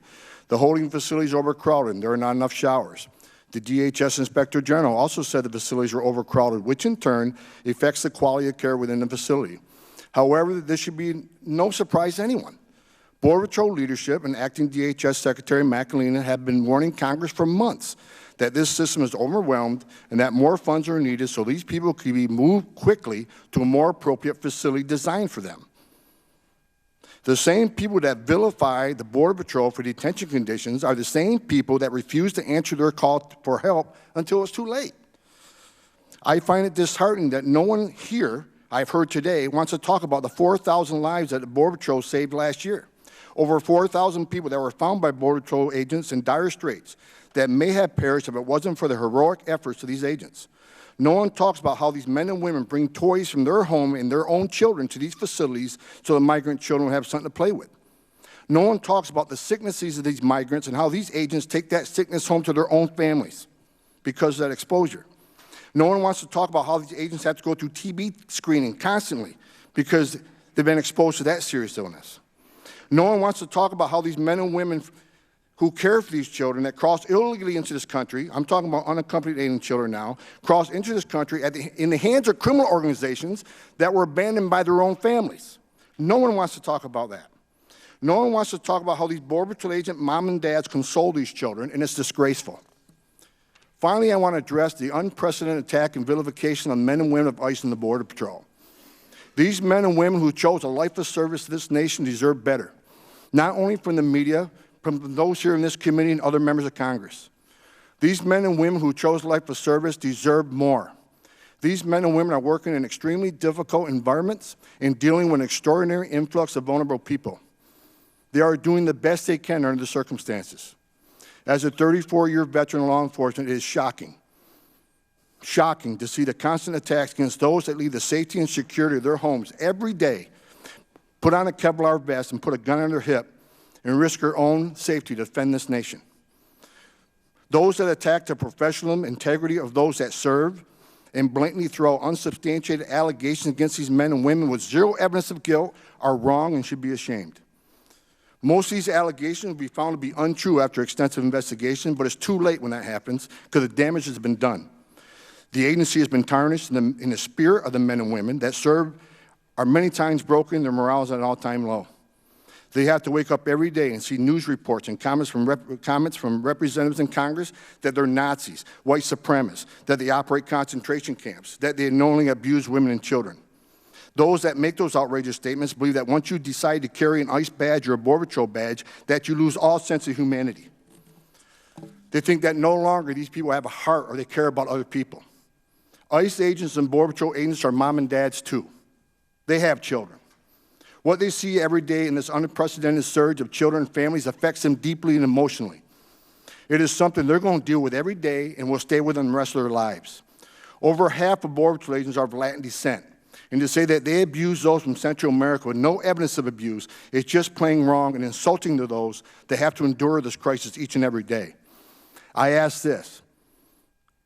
Has any of those who easily attack the men and women of the Border Patrol ICE, you ever walked up to one and thanked one for serving their nation? Have you ever walked up to one and thanked them for putting their lives on the line every day for this country? Have you ever attended the honor burial of a Border Patrol agent or ICE agent that died during their job, died for this country? Have you ever had to console a small child or a spouse of a fallen officer? I have, too many times. Have any of these people want to attack the Border Patrol and ICE? Have you ever walked the walls of the National Law Enforcement Memorial just down the street and see 21,000 names of men and women that made the ultimate sacrifice for this country, which includes hundreds of Border Patrol agents and ICE agents and their legacy agencies? These agents deserve better from the representatives of Congress. With that, I'll be available for questions. Thank you, Mr. Homan, for your testimony, and I want to thank all of the witnesses for their excellent testimony. I now recognize myself for 5 minutes for questions. I want to shine a light on a key finding in today's committee staff report. President Trump and others in the administration have suggested that the zero-tolerance policy is designed to deter illegal immigration, but at other times they've said that families are only separated in order to facilitate criminal prosecutions of the parents. But the report details several instances where children were separated from their parents, or a parent, but the parent never actually served time in jail or in prison or in criminal custody. For example, Secretary Nielsen said the only thing that had changed under the zero-tolerance policy was that everyone is subject to prosecution and that parents would go to jail and then they would be separated from their family. But what actually is going on? Are there children being separated from their parents unnecessarily? Ms. Mukherjee, let me come to you and ask for your insights on that. Families are being separated every day and unnecessarily. The government has admitted to separating more than 3,500 families. In addition, since the court had an injunction last June, ordering the stop to separations of parents and children, more than 700 family units have been separated. Many of these family units are being separated based on only allegations and arrests that may have nothing to do with child safety. Children should only be forcibly separated from a parent or another family member if that adult family member is posing imminent harm to the child. There is no evidence that that is happening. Ms. Nagda, let me come to you. There are reports that we've received that a parent was in criminal custody for less than a day. They left a facility, and then either charges were not pressed against them or they were given time served for the time they'd already been in detention. They returned to the detention center, and their child's already gone. That's absolutely astounding to read. Is that taking place to your knowledge? What you just described, Chairman, is what was happening during the zero-tolerance policies, where many parents were being prosecuted for the act of appearing and asking for protection at the border. And those were often processed just in a day in a federal court, and the parents returned to find their children missing. Today, parents and children are being separated when DHS alleges any kind of criminal history, which does not have to be narrowly defined by the parent. It could be an arrest from a decade ago. It could be an allegation of criminal history in home country. We have worked with multiple parents whose children were taken away because DHS accused the parent of having a criminal history in home country. Our teams, working with other legal services provider, procured documents from home country confirming that there was no criminal history, so there's no reason to know what information DHS had, but at that point, weeks and sometimes months have passed. Wait, so you're telling me that's the policy today? A parent shows up with a child seeking asylum in the United States. It's determined that they have an offense, and it could be a very minor offense that has nothing to do with child abuse or child neglect or anything like that, and yet they end up losing their child in the process where the child can be separated from them? That's correct, and not only does it not have to be a minor offense, it doesn't have to be a conviction. It could be an arrest where charges were dismissed, or it could be suspicion of criminal activity. So we have worked with a parent who appeared to be and was concerned about and may potentially have been a gang member in home country with no verifiable evidence, who was separated from his toddler son. Is there anyone on the panel who believes it is the right policy to separate children from their parents in order to deter other people from coming to the United States? Okay. I want to talk about a specific policy change that the administration could make right now at no cost to the taxpayers that would reduce the number of immigrant children living in overcrowded and dangerous facilities. I'm talking about rescinding the administration's April 2018 Memorandum of Agreement, or MOA, that requires the Department of Health and Human Services to share information about potential sponsors for immigrant children with the Department of Homeland Security. Last year, the administration used data obtained under this agreement to arrest and to deport at least 170 people who otherwise would have been willing sponsors of children. Ms. Mukherjee, what happens to children whose potential sponsors are targeted for deportation? What happens to the kids is that they are left for days, weeks, months without anyone to take care of them who's in their family, who's a loved one. Last year, my client, baby Constantine, just 4 months old, was forcibly separated from his father. His father was then deported without his baby. It took weeks, months for baby Constantine to be returned to his family. Okay, my time is up, and I'm going to yield now to the ranking member, to Mr. Jordan. Can I respond to that question? Well, Mr. Jordan could, we're pretty strict about our time here, so Mr. Jordan can ask you. Mr. Heiss is actually going to take it. Thank you, Mr. Chairman.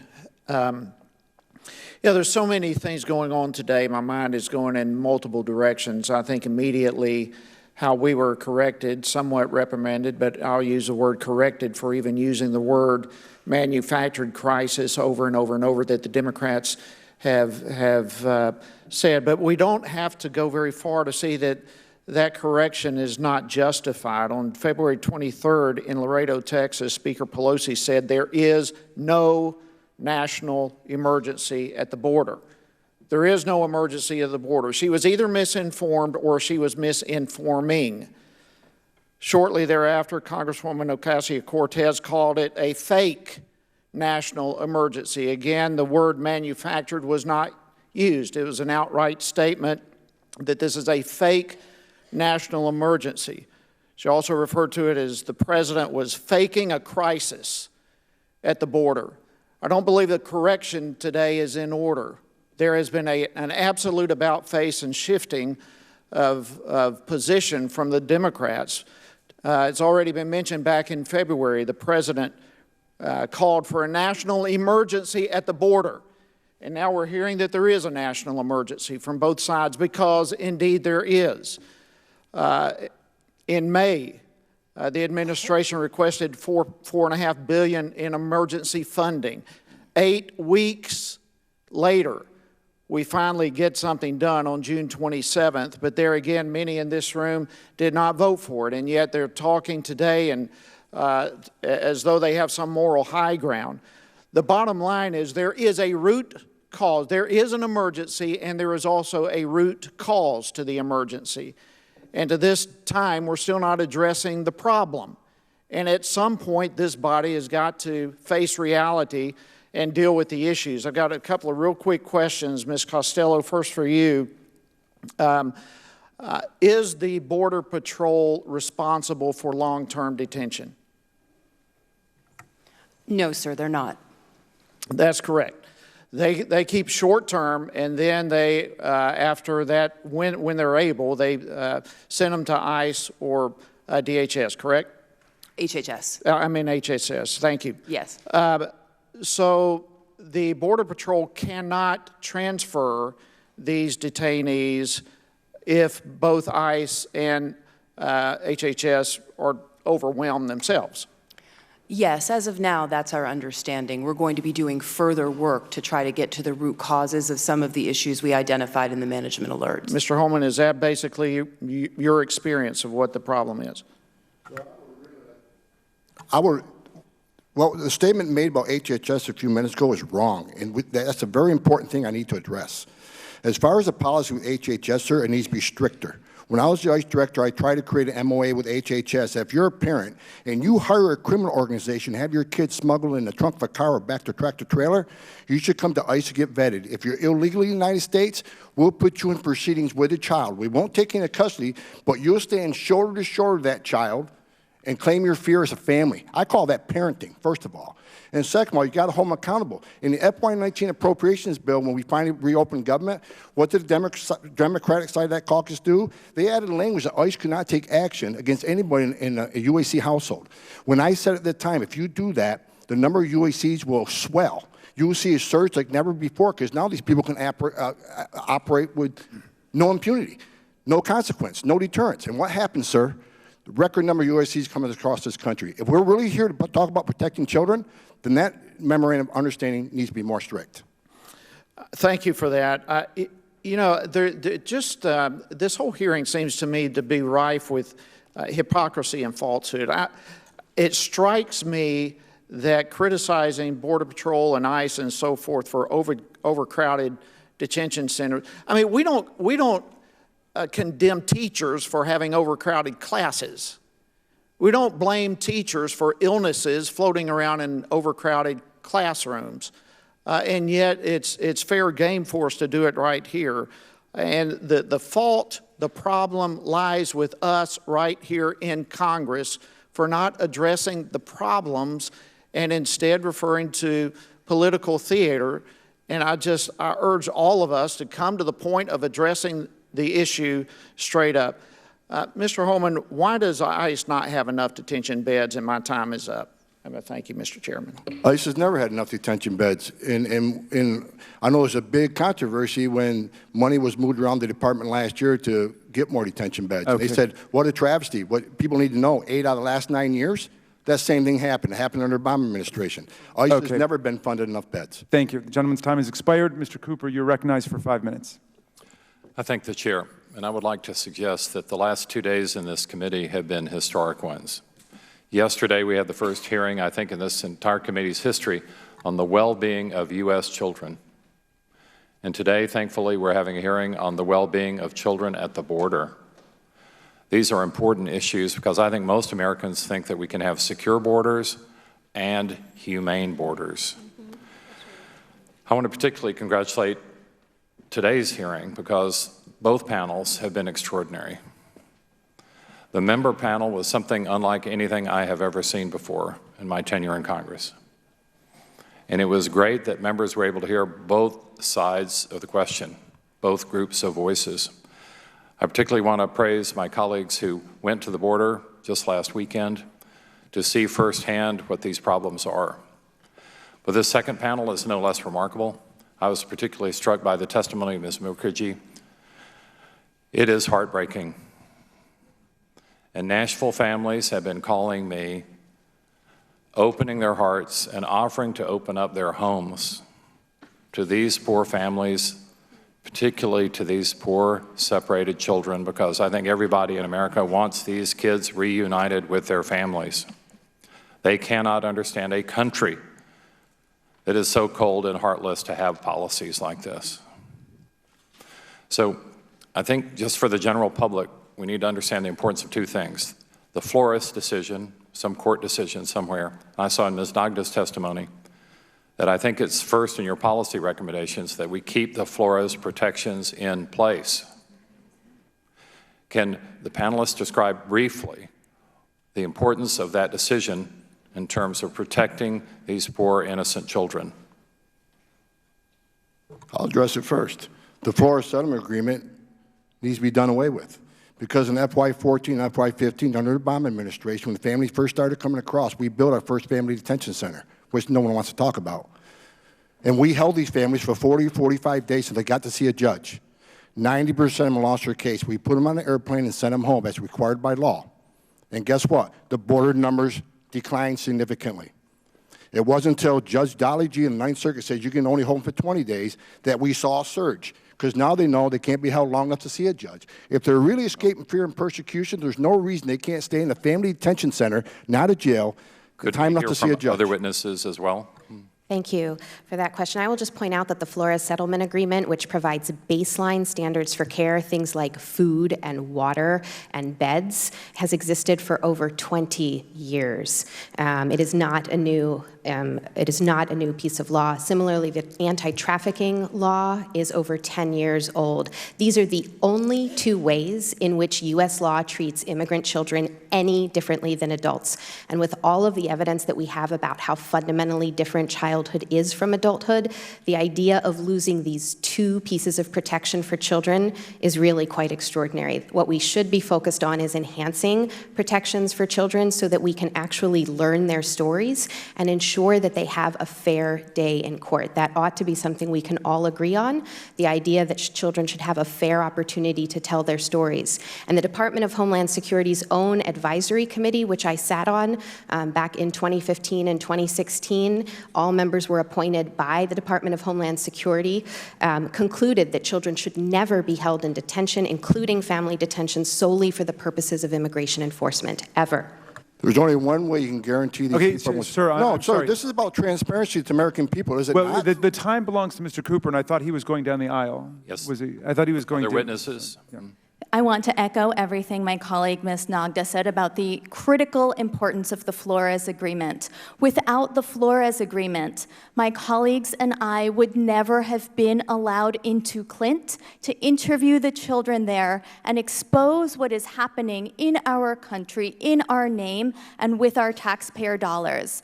I also want to correct the record. Mr. Homan just claimed that 90% of the mothers and children detained at Dilley were ordered deported. That is not true. Nearly all of the mothers and children were ordered deported before pro bono lawyers like me showed up. I helped to build a system of universal representation for mothers and children at Dilley. Once we started that program, every mother and child was granted asylum or another form of immigration relief. This shows how important access to counsel is for detained immigrant children, detained immigrant families, and those who are outside of detention as well. Thank you. And I'm going to permit the other two witnesses to give quick responses too, if there's anything you wanted to say. No. Thank you, Mr. Chairman. I see my time has expired. Gentleman's time has expired. Meantime, without objection, the distinguished gentleman from Illinois, Mr. Garcia, shall be permitted to join the committee on the dais and be recognized for questioning the witnesses when the time comes. Now, Mr. Gibbs is recognized for 5 minutes. Thank you, Mr. Chairman. Before I start my questions, my comments, I'm going to let Mr. Homan respond to the previous. Mr. Homan, over here. Over here. No, over here. Over here. I'll let you go ahead and respond. The 90% number, Executive Office of Immigration Bureau is clearly, the numbers are clear. 89 to 90% of all Central American families that claim asylum at the border do not get relief from the immigration court. Because 50%, or actually 48% of those families claiming fear at the border never file a case with the immigration court. Once they get released, they're in the wind. 90%, sir, 89.6%, I think the latest number was, of every family from Central America that claim asylum at the border were not given relief. Okay. And any system where there's 90% failure rate needs to be fixed. Okay, thank you. You know, I sat through the first panel and the second panel, been great panels. And one thing I've noticed, I think everybody sees this and what everybody's saying is pretty much generally accurate. And I think the problem is here, the administration, the Trump administration, asked months ago that we have a crisis at the border, asked for more resources to change our asylum laws and reform our immigration laws and do all that. And this Congress failed to act, and now we have it blown up. We got a crisis at the border because we've got people at the detention facilities that are 10 times or more above capacity, and it's a crisis. Now everybody's blaming the Border Patrol and ICE, and I agree with Mr. Homan. Those agents, our agents down there, they're family people too. They're human beings. They're Americans, and we shouldn't desecrate them because they're doing their job with the resources they have. And it's just unbelievable to me that this Congress took this long to pass some legislation here a week before last, $4.6 billion in humanitarian aid, which some people on this panel voted against, by the way, and it's helping. Now, Mr. Homan, what do you think with that passage of that legislation with resources, what do you anticipate, what do you think is happening? With the supplemental funding? Yeah, the supplemental funding. The supplemental funding was late, and that's why they had the conditions they had, but it's working. It's my understanding that now children are being moved within 72 hours as required by statute, which is a good thing. No one wants a child to be locked up in a Border Patrol facility. The head of Border Patrol and the Secretary said that numerous times. Yeah, see, that's my point. The people that the entity that ought to get blamed here is the United States Congress for failing to act. I mean, the administration asked months ago, we got a crisis, but we heard from the other side, it's a manufactured crisis, it's not a crisis. Now it's a crisis, they're all saying that. Some of them went down the border and they saw it as a crisis. And I'm sure there's some examples of, because of the overwhelming conditions, there's problems and challenges. And I know I've seen the reports of the border agents, and Mr. Homan talked about it, where agents are bringing stuff in from their own families, out of their personal, items, personal budgets to help doing what they want, because they're human beings too. And I think sometimes we forget that. And they're really struggling right now to get this done. And I want to talk a little bit more about the Flores Amendment and settlement. Mr. Homan, what's that done to really impede to do what you can act on? I should have been more clear in my statement. When I'm talking about Flores settlement agreement, when I'm talking about when the Ninth Circuit decided that they're going to limit it to 20 days, and they know that it takes about 40, 45 days in a detained setting to see a judge. They knew it was going to happen. Okay. And I said what was going to happen, but I was called a fear monger. I said, if that 20 days gets put in, you're going to see a surge of families they've never seen before. Yeah. And it's happened. I was right. And if you're really escaping death and persecution and from your home government, the only way we can guarantee you're going to see a judge, because we know the absentia rates is out of control. A lot of these families are not showing up in court, even if they file with the court. The only way we can guarantee due process is we detain them in a family residential center, which the Inspector General has inspected many times. We're not talking about Border Patrol facilities now. We're talking about a center with child psychologists, pediatricians, doctors, nurses, educational program. But you're overwhelmed, though. That's your only way. That's only. Well, we don't have enough family detention beds either. Because these numbers have just gone through the roof. But if we had a true sense of that we can guarantee people see a judge, and those who have failed their claim to asylum, if they don't fall within the rules of asylum, and send them home. And I think the surge will go down. We did it. It worked in 14 and 15 when we sent planes of people that failed their interview and failed the judge and judge order removed. When we did that, the numbers went down. So it must be a really challenge for the Border Patrol. These minors coming in with obviously a lot of them with their parents, but obviously maybe not so. And I've heard reports of recycling kids, bringing back to. That's another thing I haven't heard today. When you talk about the separation that occurred at the border, when the judge first ordered the reunification of the first 112 or 102 children, no one wants to talk about 6% of those, based on DNA testing, weren't even the parents.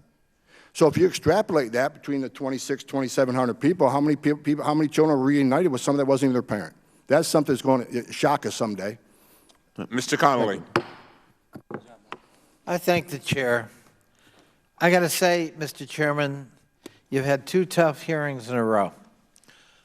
I'd never thought as a member of Congress, as an American, I would hear the testimony I heard today, both from our colleagues who visited the border and especially 4 of the witnesses at this table, as to the simple inhumanity that is facing children and families at the border.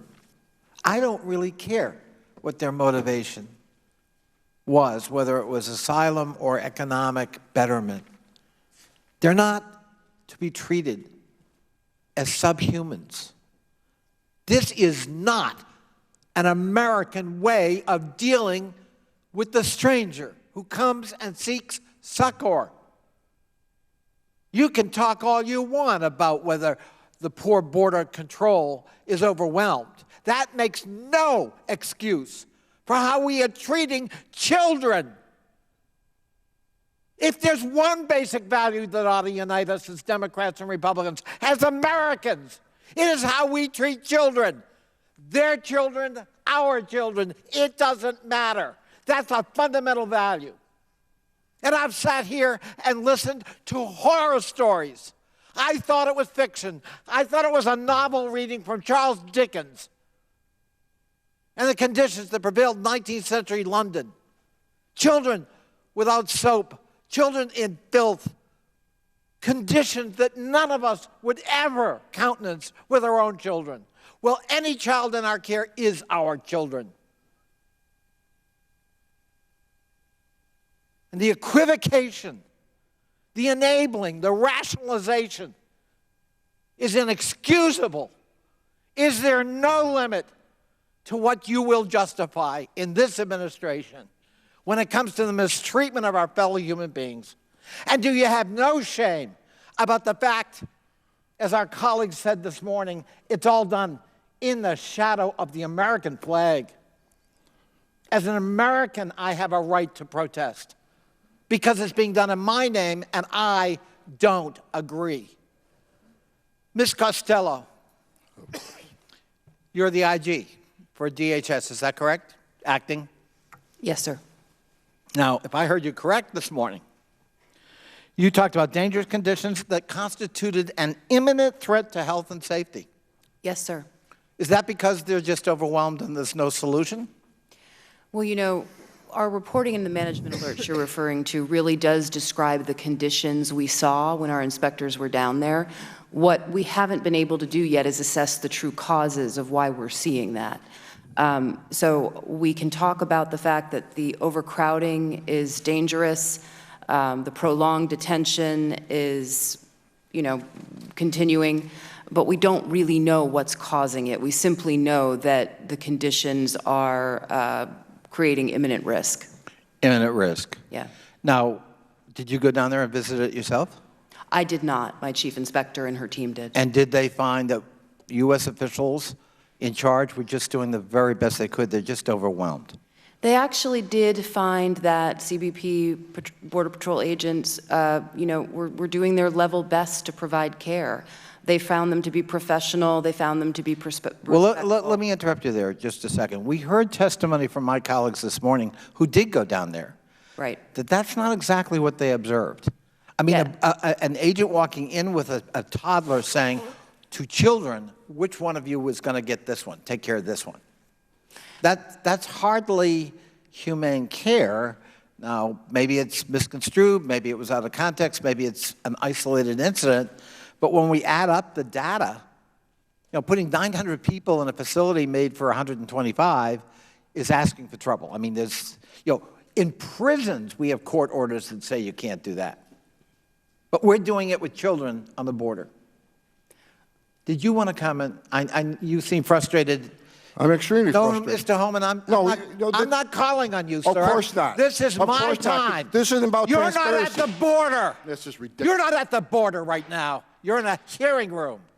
It's my time. Ma'am. Thank you very much. I want to respond to your observation about the inhumanity of this situation. The problem here is not the lack of money. The Department of Homeland Security has enough money to provide every child with a toothbrush, with soap, and a bed. The problem here is the position of this administration that this is not required for children. That is what this government argued before the Ninth Circuit of Appeals last month. In other words, time has expired. Well, Mr. Chairman, I was interrupted, and I think I'm entitled to 15 seconds. I'll give you 30 seconds back. to ask the question. Yes, I thank you. And I'm not making a statement. I'm making a statement, not asking a question. All right. In other words, this is a matter of political will. This is a willful decision. It's not a matter of being overwhelmed. That's exactly right. Which is the narrative they want us to believe. That is right. And I also want to contest the data being put forward by Mr. Homan. We live in a democracy where there are checks and balances on what the executive branch says. The judiciary has considered the claims being made by Mr. Homan and his colleagues, and the federal court has found that these claims are specious, questionable, and dubious. You can find that case in my written testimony on pages 31 and 32. I thank you. The rule of law is often, for people, some people, an inconvenient thing. I thank you for your testimony. Mr. Conway, I apologize because I forgot that you had been interrupted. I just wanted to make sure you... No problem, Mr. Chairman. Thank you. Thank you very much. We will now go to Mr. Armstrong. Thank you, Mr. Chairman. So I just want to talk about the legal part of the Flores decision. And what I want to talk about is the timeline, because I think this is important, and I think it's actually important for what is potentially going on in the Senate. DHS files a charging document, and an immigration court schedules a case. If an alien timely files for asylum and asks for no continuance and is ready to appear and ready to go within 30 days, which already, I mean, I've had in custody cases. I mean, we're talking on optimistic and what I would argue is often unrealistic timeline, and this is the resources, judges, immigration attorneys, all of those things. So if the judge denies the asylum claim, the alien has 30 days to file an appeal. Then records, transcripts, audios are ordered, briefing schedules are ordered. I mean, this process takes 30 days? Longer. So I'll just use 30 because I'll make it as streamlined as possible. Briefing schedules another 21 days for detention cases, but as a matter of practice, BIA will grant a 21-day extension. And that's actually in their rules, right? So we're already at 132 days on a 20-day detention case, and that's before the board makes a decision. That's if there are no other delay tactics, which, I mean, I'm not saying delay tactics in a nefarious term. I'm a trial lawyer, so there are reasons why some of those things occur. So when we talk about having a 20-day detention thing, and this is what I'm going to ask Mr. Homan, and we have a court case that at its most streamlined is at 132 days, does that make any sense to you? No, it does not. Look, there's only one way. The absentia rates in immigration court are sky high. Anybody can go to the Department of Justice EOR website and see that. Matter of fact, I think the Secretary just testified a couple weeks ago that out of the final orders removed family units, 89 or 90% were in absentia, which means they didn't show up.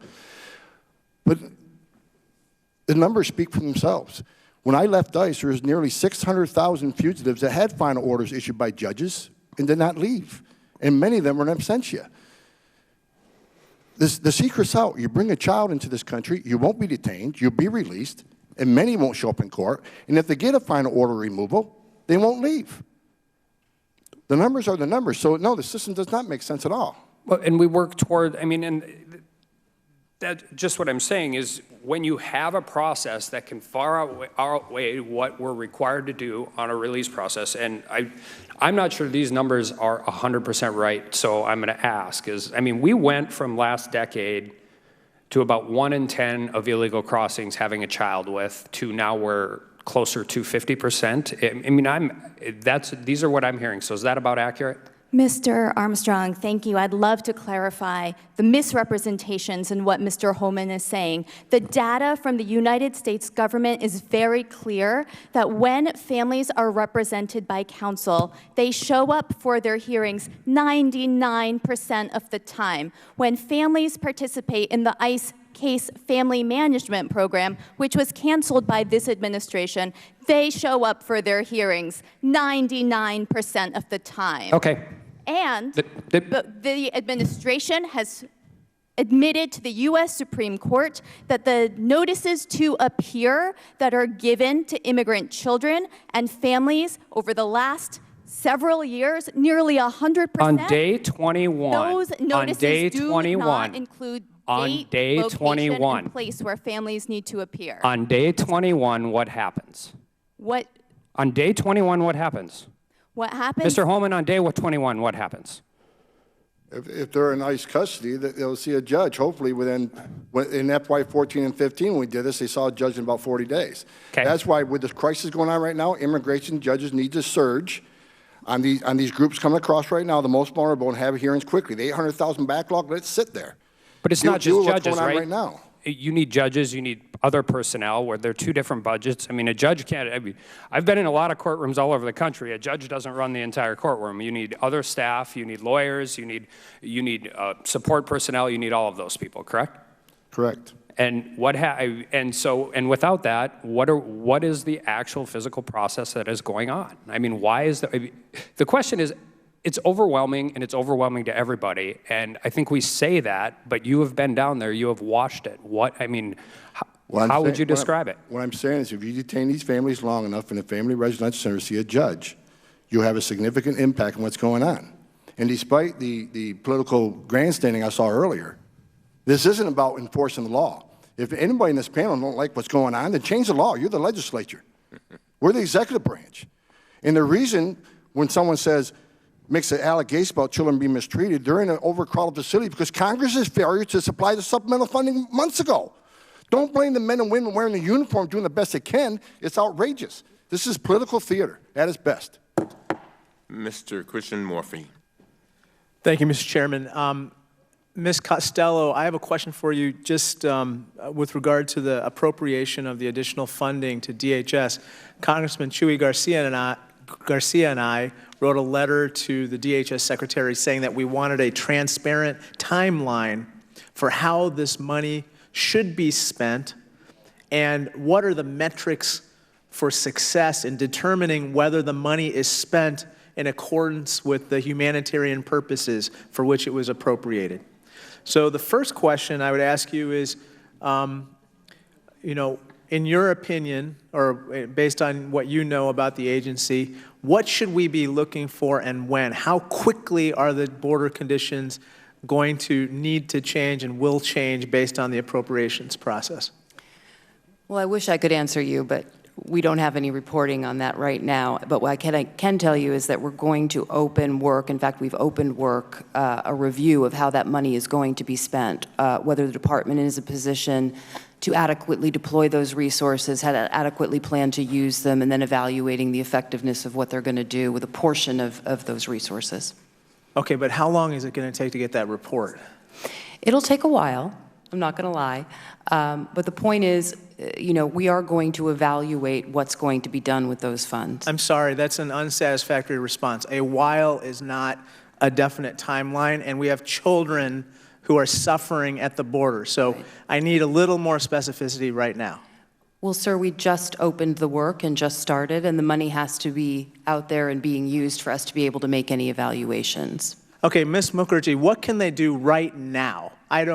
Even before the money arrives, what should they be doing right now, and what should we be expecting? Children should be released to their family members and their loved ones. Nearly 100% of children in ICE custody are released to their parents. More than 80% of children released from ORR custody are released to their family members. Let's children step back do for not 1 need second. to be CBP. in detention. Sorry, I just have limited time. Let's talk about CBP for a second, okay?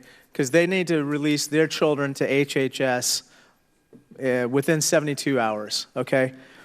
We have appropriated a lot of, $3 billion to HHS to beef up their capacity to absorb folks from CBP. But in the meantime, what should they do, the people in CBP?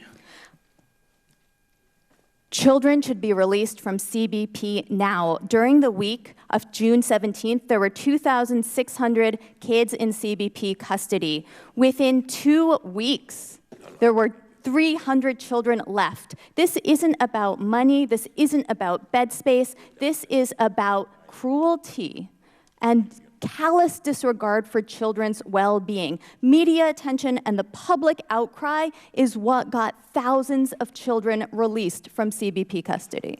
So we're saying that we can identify loved ones and relatives in the community who would be able to take on these children and house them temporarily until we can arrive at their final disposition. Is that what you're saying? Exactly. Okay. Ms. Nagda, could you comment on that, please? I was just going to point out to the representative that under the prior administration, the government had what was known as the Family Case Management Program, which allowed families to be released as families from detention on an alternative to detention basis, which meant their release could be expedited quickly, and then they could live in the community, access supportive services, and come to court, which over 99% of them did. So there are options that would expedite the release of families from CBP custody as well. Okay. Ms. Maxwell, did you want to comment on this?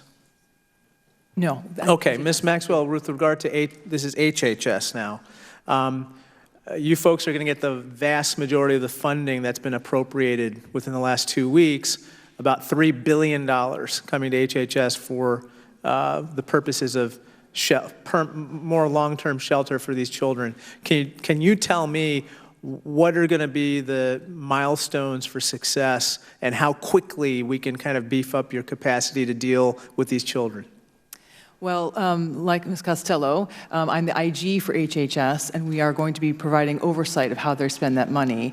I know that HHS has already opened a new influx facility in Carrizo Springs that is operational at the end of June, and they're looking to ramp that up. So it's my understanding that HHS is already in the process of expanding their capacity, and we will be providing oversight to that expansion and any other expansion that comes with the money you appropriated. Okay, thank you. Thank you, Mr. Chairman. Thank you. Mr. Comer. I have to begin with clarifying something that Representative Tlaib said in her opening remarks when we had the portion of the hearing when the legislators were asked to give remarks for 5 minutes. Representative Tlaib, you were offended by the term illegal and said we did not need to use the term illegal to describe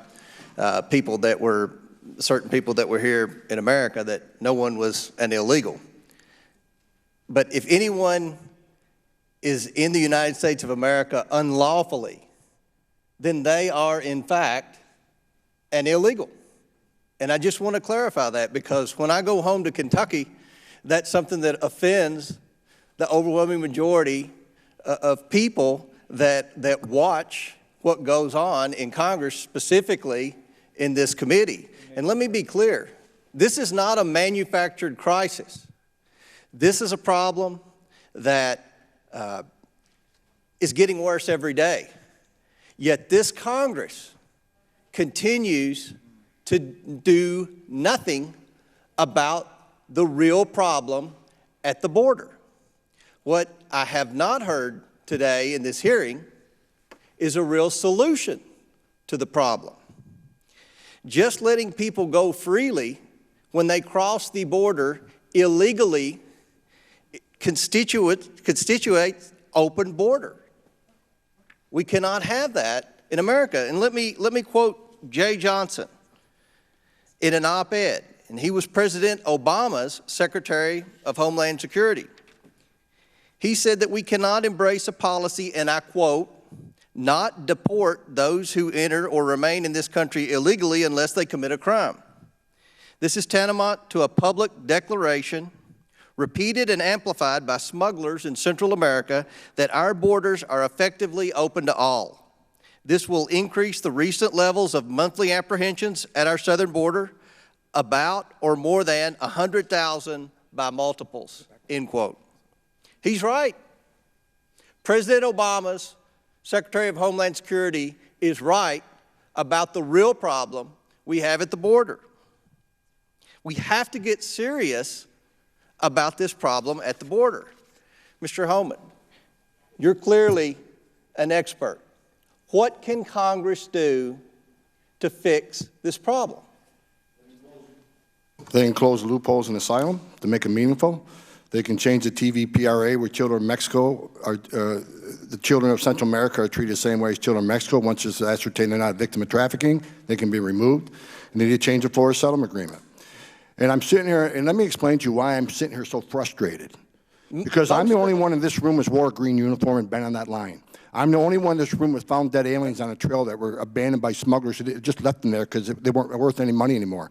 I'm the only one in this room that stood in the back of a tractor trailer surrounded by 19 dead aliens, including a 5-year-old little boy that suffocated in death in his father's arms. I was there, and I saw it, and I smelled it, and it's terrible. And I still have nightmares to this day. I was in Phoenix, Arizona, when you couldn't pay the smuggling fees. You were tortured. One person was stabbed in the face 22 times because you couldn't pay a smuggling fee. And we keep talking about open borders, abolish ICE, let's not detain anybody, let's let everybody go. That entices more people to come. Exactly. This isn't just about enforcing laws, it's about saving lives. I found enough dead bodies in my day. I got a stack of dead bodies here. I've seen a lot of pictures today, but no one wants to see these pictures, because they're angel moms and dads. These children died here at the hands of people that crossed the border because we have an open border. The more we entice people to make this journey, more women, 31% of women are being raped. Children are dying. And I said months ago, if we don't close the loopholes, more women will be raped, more children will die. But it's like no one's listening. Well, Mr. Homan, we can fix this, sir. We can fix this. There's 3 things we can do to fix this. In Congress, if they don't like what ICE and CBP do, then do your job. Fix it. Congress has failed American people for 3 decades. I've been doing this job and fixing this. They'd rather point to the men and women of the Border Patrol, men and women of ICE who have an American flag on their shoulder and serve their nation. I'm extremely frustrated because what I've seen today is misleading the American people.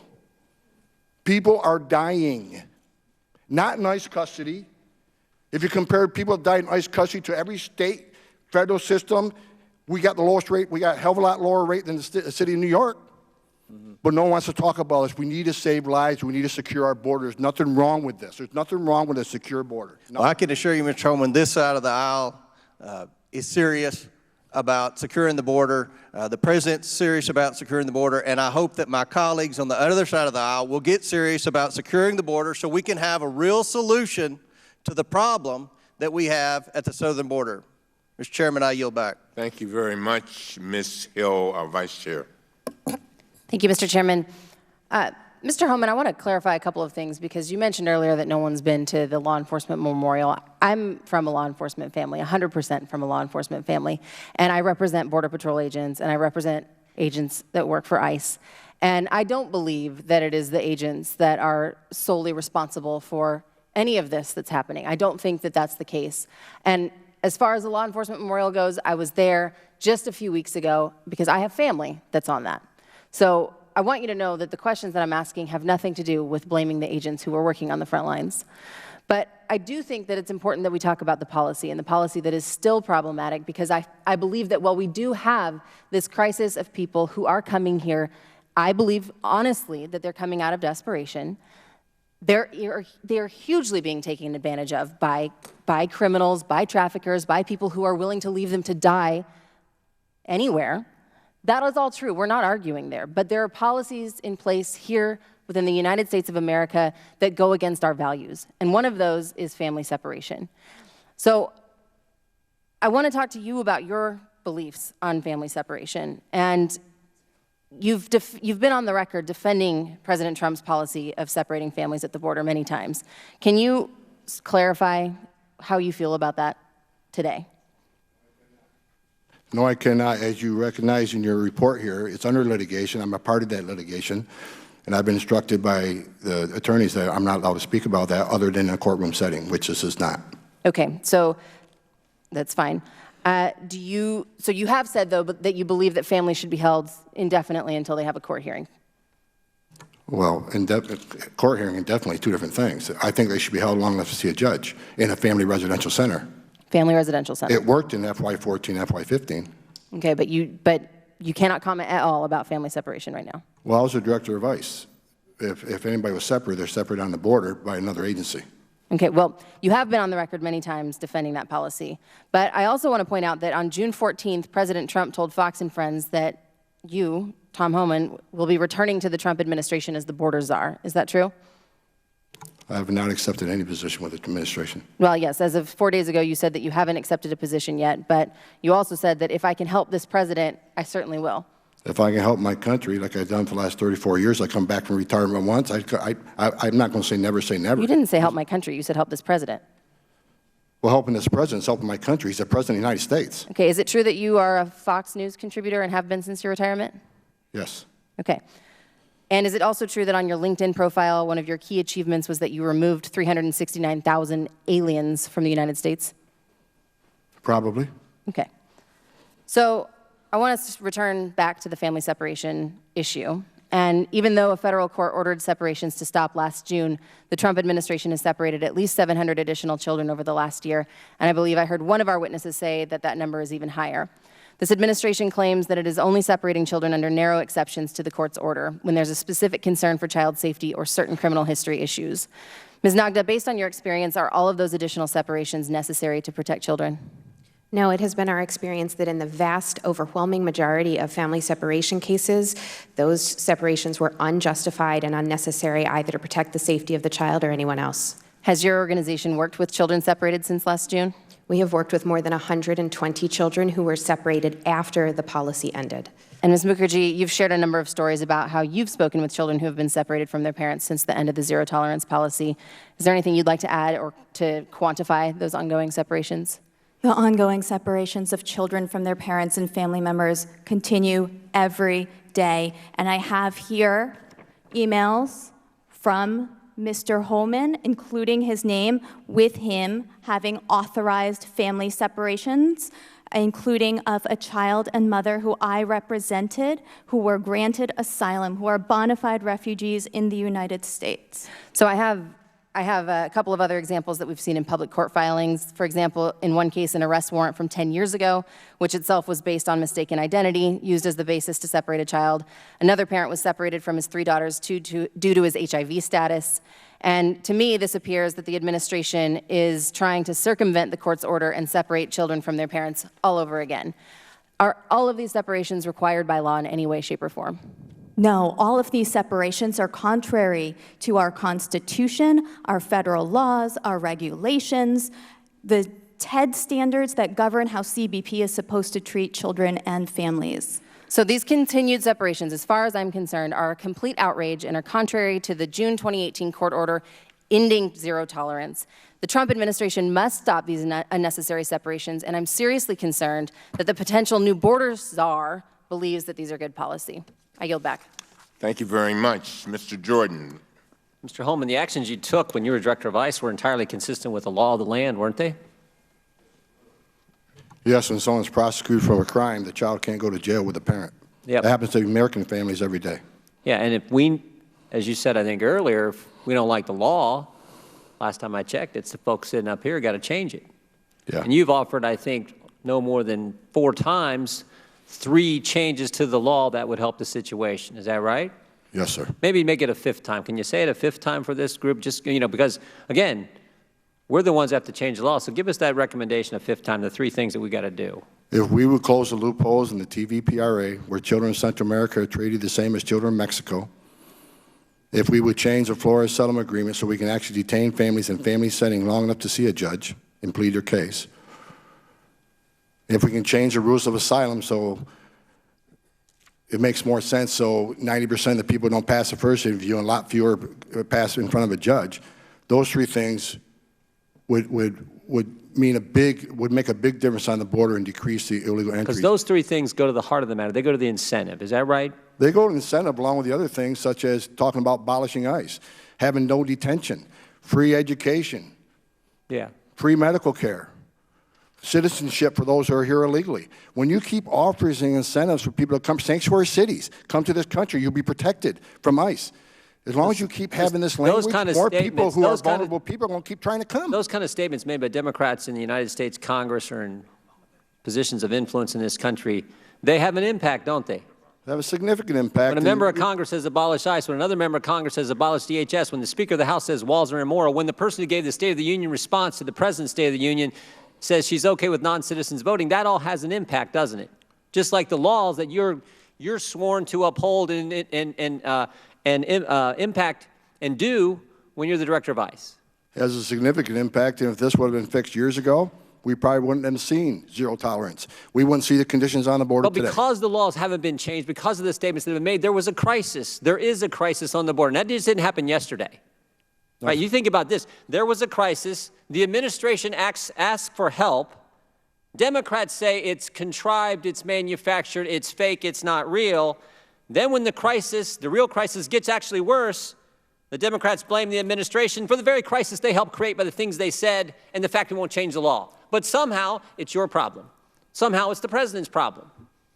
And we have Ms. Costello, who went down there, her team went down there and looked this all over as the Inspector General, said there's some concerns that she has, and the cause of the concerns they're trying to ascertain. Now, she also said agents are doing, I think your statement was, agents are doing their level best. Is that right, Ms. Costello? That's the experience of our inspectors. So the Inspector General goes down there with your team, and you conclude the agents, the people that Mr. Homan used to represent, are doing their darn best they can do, but they're overwhelmed. And then you also said in your statement, in your answers a few minutes ago, you're trying to ascertain the cause. Well, that's pretty simple to figure out the cause. It's the numbers. in October, 60,000 apprehensions and inadmissibles on the border, October of last year. You know what it was in May of this year? 144,000. We know the cause. They're all coming. And they're coming because things the other side's saying, and the fact we won't change 3 fundamental things in the law. And it also might help, Mr. Homan, it also might help, because these are the ones that, these are apprehensions, these people presenting themselves at ports of entry. It also might help if we build a border security wall, right? Instead of having the Speaker of the House say they're immoral, even though there's one in her state, it might actually help if we built the border security wall that the American people voted this president in office to do. It might actually help if we did that. Would you agree, Mr. Homan? Absolutely. Every place they build a border barrier, every single place they build a border barrier, illegal immigration decreased. Yeah, it would help with some of the tragic things that we have heard about, tragic situations that we've heard about the last couple of days, this entire week in this committee, that no one wants to see happen. The young mother who lost her daughter, it's tragic. No one wants those, but if we did the things you're talking about, we could help avoid some of those kind of incidents from happening in the future. Is that right, Mr. Homan? Yeah, if I can respond and to you're that. you're the guy who has lived it, breathed it, felt it, managed it. You know more than, you have more expertise in this area than anyone in this room. Is that right? I believe so, but let me respond. So. Let me respond to the one child that died. It's tragic, tragic. Sure is. But you know, as long as we're showing a lot of pictures, if I can have just 30 seconds. Here's a picture. Her name is Serenity. She was 9 months old, 9 months, raped and murdered by an illegal alien because of open borders policy. Here's Irana. She was 5 years old, raped repeatedly and murdered by an illegal alien. Here's Louise Solowin. She was 93, multiple rapes and murdered by an illegal alien. Here's a 16-year-old. Here's a law enforcement officer. I got hundreds of these in my desk drawer. So I've seen tears for people today, and I understand that. It's tragic when anybody dies. But let's not forget the angel moms and dads who I've all met and got to know. Their children died, and they're separated forever. It's not a matter of location. They're dead. And a secure border would help prevent some of this. Sanctuary cities does not help this. Sanctuary cities this will increase because of the push of sanctuary cities. Come to our country, we'll protect you. You can even commit a crime, be in our county jail. We're not going to ice into the jail. So he'll go out, recidivism rates. Anybody can look them up. 50% reoffend the first year, up to 75 recidivate within 5 years. They're in the country illegally in violation of federal law. They're locked up in a county jail. Let us have access to them and do our job. Thank you very much. Ms. Kelly. Thank you, Mr. Chair. You know, I would just ask Mr. Homan, like my colleague said, Ms. Hill, I come from a law enforcement family too. And I would just ask, and you made some comment about we want to do away with ICE. I never said I wanted to do away with ICE, and I just feel like there's a lot of generalizations going on. And, you know, we talk about, oh, we're inviting people in and making it easier. My district is urban, suburban, and rural. And I have 1,200 farms in my district, and I know a lot of my farmers are Republican, and they told me that they have migrants working for them, undocumented folks working for them. So if we would have done better with improving immigration or making a pathway, and where there was a bipartisan Gang of 8 in the Senate, and we didn't even entertain the bill in the House when we had a Republican speaker. So we can always say there's things that could have been done, and I can think of things since I've been here in my last 6 years that could have been done that haven't been done. So, and I know people that are Republican, just like I know people that are Democrat, that feel like we need to do a much better job. So, you know, all this condemning is very interesting. But anyway, I wanted to focus in on the Homestead shelter in Florida. Homestead is the nation's largest facility to house and care for immigrant children. Is run by a non-for-profit, and I want to say your name correctly, Merkajay. You testified you interviewed children at the Homestead facility and that you were, quote, concerned about the numerous violations of the Flores settlement agreement. Can you describe what your concerns are and what the conditions are? Homestead is a facility that houses thousands of children, more than 2,000 at this point, and it's set to expand to more than 3,000. It is an environment that is not conducive to children's well-being. Children get lost in the cracks there. When I interviewed children there in March 2019, my colleagues and I found a 14-year-old boy there who was legally blind. He weighed 66 pounds and was 4'9" tall. He was an indigenous language speaker. His first language is Azteco. He had been detained there 120 days. We subsequently received incident reports. We were extremely concerned about his well-being, so we requested his full file. We learned that there were documented incidents, multiple incidents, where he had been assaulted, including being punched in the stomach by other children, punched in the groin. I called his father. I was worried that maybe his father didn't have the resources to take care of a child with a disability, but his father had been desperately trying to reunite with this child. It took us threatening to sue to get this child out of Homestead. Okay. Mr. Maxwell, is the Office of Inspector General investigating conditions at this facility? Indeed. Indeed. I mentioned we went to 45 facilities last summer, and Homestead was one of them. Since then, we've been down there several times offering technical assistance and outreach to that facility, and we continue to provide oversight of Homestead. How can they stay open with reports like this? Well, the work that we did from our site visit is still ongoing, so I'm going to have to pause and wait until that work becomes public. At that point, I'd be happy to brief you and your staff about what we found there, as well as what we found across the country. We looked at a host of safety issues that affect children in HHS-funded facilities. And, Mr. Chair, I'd like to enter this article for the record. Without objection, so ordered. Which is by Monique Madan. The article explains the story of a 15-year-old boy who was stripped from his family by CBP during a traffic stop and transferred to ORR custody and treated as an unaccompanied minor.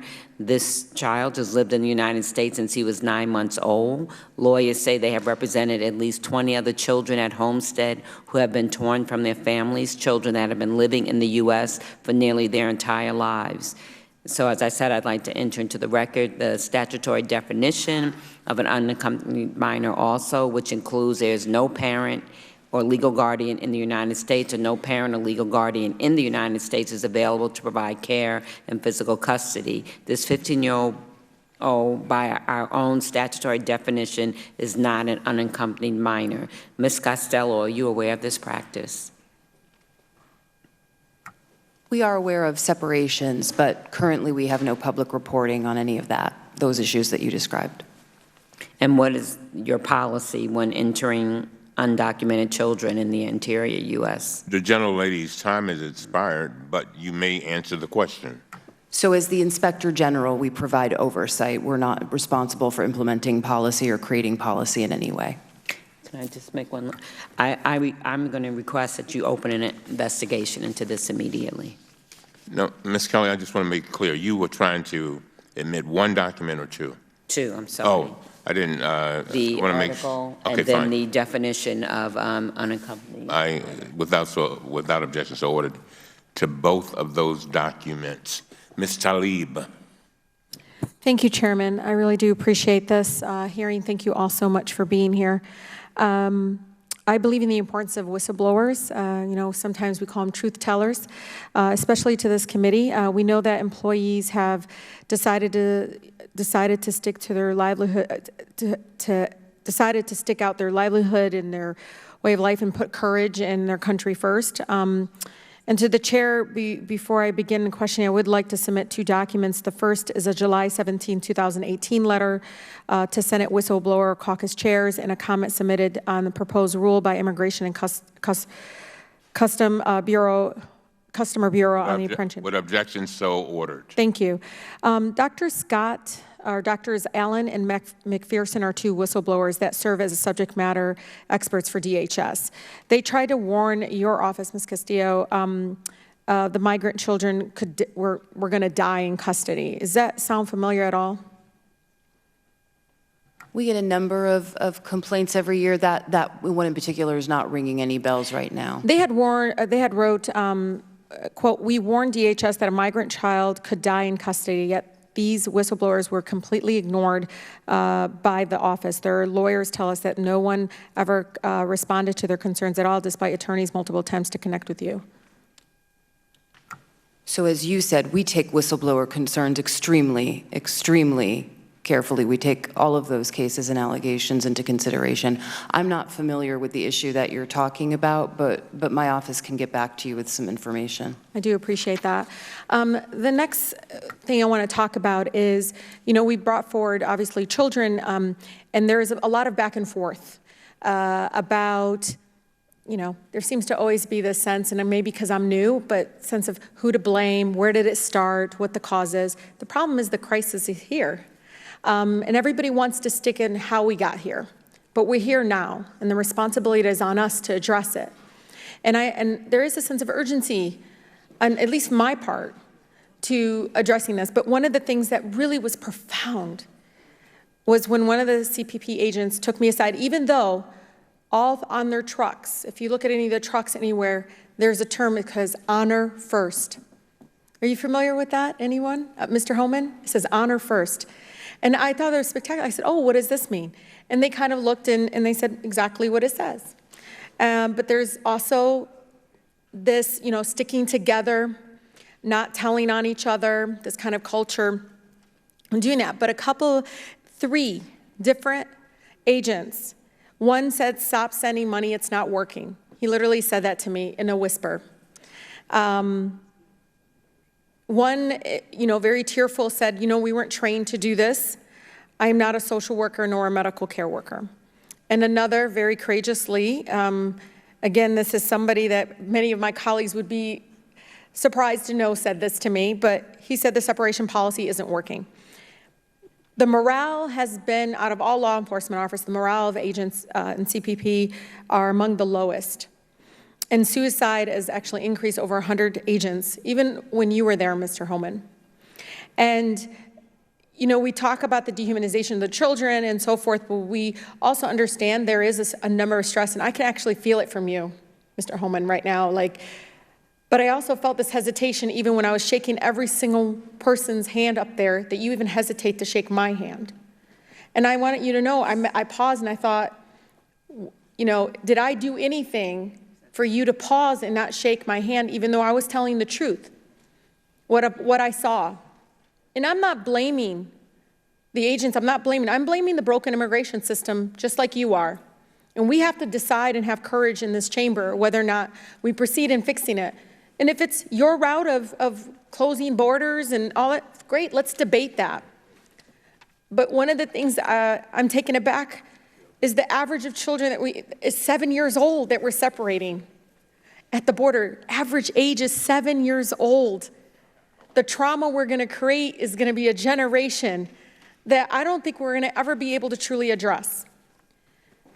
And Mr. Homan, I know you can't talk about it, but I agree with that agent that separation policy isn't working. To what we're doing there, and we know that the administration, you may not be able to speak about it, was trying in ways to prevent people from coming. But it didn't. It wasn't about the asylum. I'll tell you right now, that man that was from Brazil, when I told him in English, and he understood a little bit, because he Portuguese, because his Spanish, he didn't speak Spanish, so he had a lot of issues with language. And I'm sorry, Mr. Chairman, just, do you know, I told him, they might separate you from your child. He said, no, that can't happen. And I said, but that's the policy right now that we have, is that you might not see your 14 or your 8-year-old daughter anymore. And I just can't sit by and say that is okay. The one thing we can do in this chamber is we can agree the separation policy needs to stop, and that more money towards supporting the separation policy needs to stop. Because I don't want an agent to kill themselves. I don't want a tearful agent who's in top level, not one that is even at the border. They said, put me at the border, he said. That's where I belong, not here with these children. Thank you, Mr. Speaker. Thank you very much. Mr. Green. Thank you, Mr. Chairman. I want to ask everybody to think of a busy emergency department. A busy emergency department in an inner city, and a massive natural disaster occurs, and there are hundreds of patients now flooding that emergency department. They're treating people in the hallways. They're treating people in the parking lot. It is a crisis, a massive crisis. There are patients everywhere. It's not the doctor's fault that patients are everywhere. It's not the nurse's fault that the crisis has suddenly overwhelmed that emergency department. And it is ridiculous to assert that. The problem is that the pipe isn't big enough. You can only flow so much water or so many patients through an emergency department if there's 30 beds or 35 beds or 40 beds. And nobody builds emergency departments for thousands of patients. You can't do that. And when the crisis happens, it's not the doctor's fault. It's not the nurse's fault. It is the diameter of the pipeline. Well, how do you get the pipeline to have a bigger diameter? Well, you have to have more beds, right? You have to have more space. You have to have more money. So for months, we've been asking for budget. And we've got people sitting on this committee who voted against money to go to the problem. In fact, some people want to close the Department of Homeland Security entirely, yet at the same time screaming we need more resources on the border. How ridiculous is that? It's theatrics. It's just theatrics. That's all it is. In the 1960s, the progressive liberals called our soldiers baby killers. Remember that? They came home from Vietnam and were spat on. And now, CBP is being called Nazi concentration camp operators. How insane is that? How ridiculous. And it harkens back to a dark day in America when we called our soldiers baby killers, when in fact they were just doing what the country had asked them to do. Theatrics. Let me begin by setting the record straight. This notion that Republicans and conservatives are somehow unconcerned about the plight of people is just wrong and unfair. I run 2 free health care clinics in Tennessee out of my own pocket.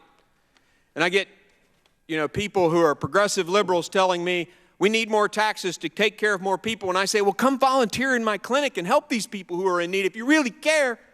You know how many have taken me up on it in 4 years? None. Not a single one has come and volunteered in my free health care clinics. While I've offered it and offered it.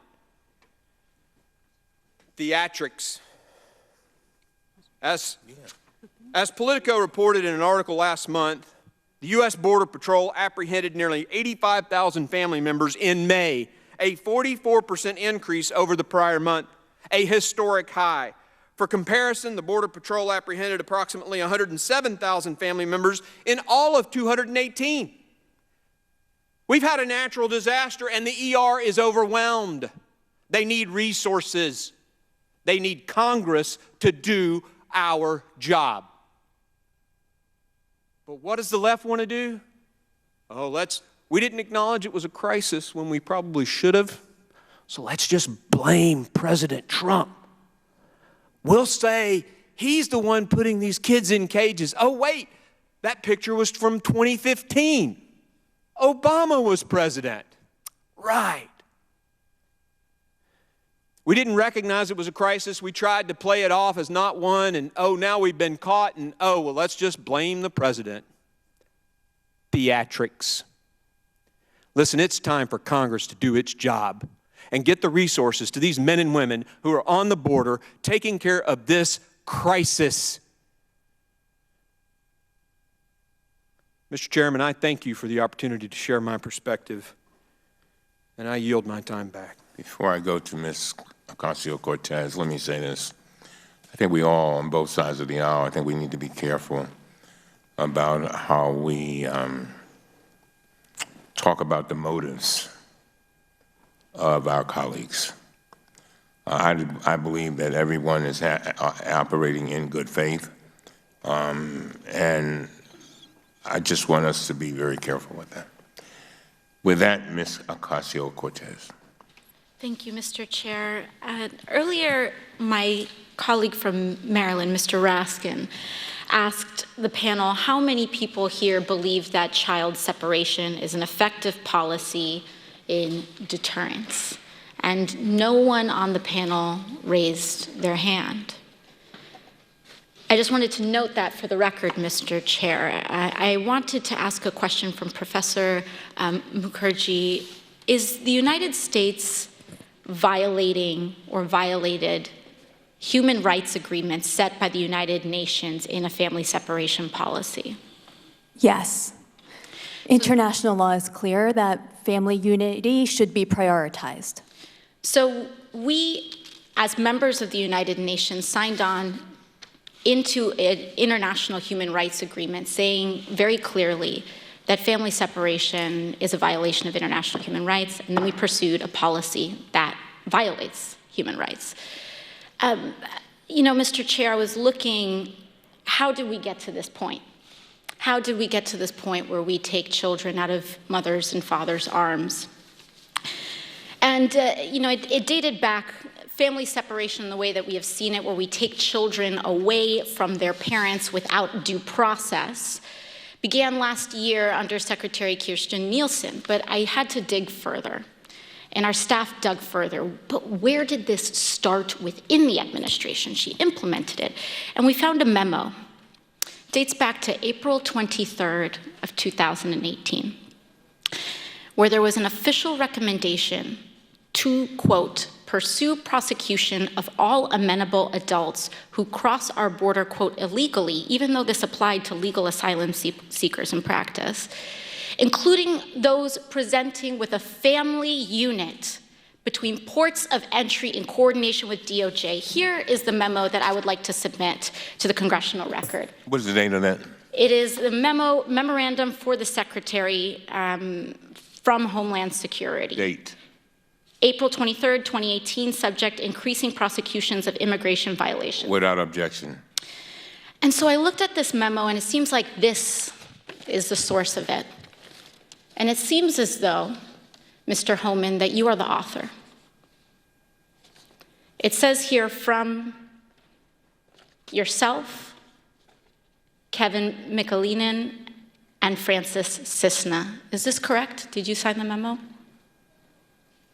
I'd have to see what you... Yeah, give him I'd be happy to provide it.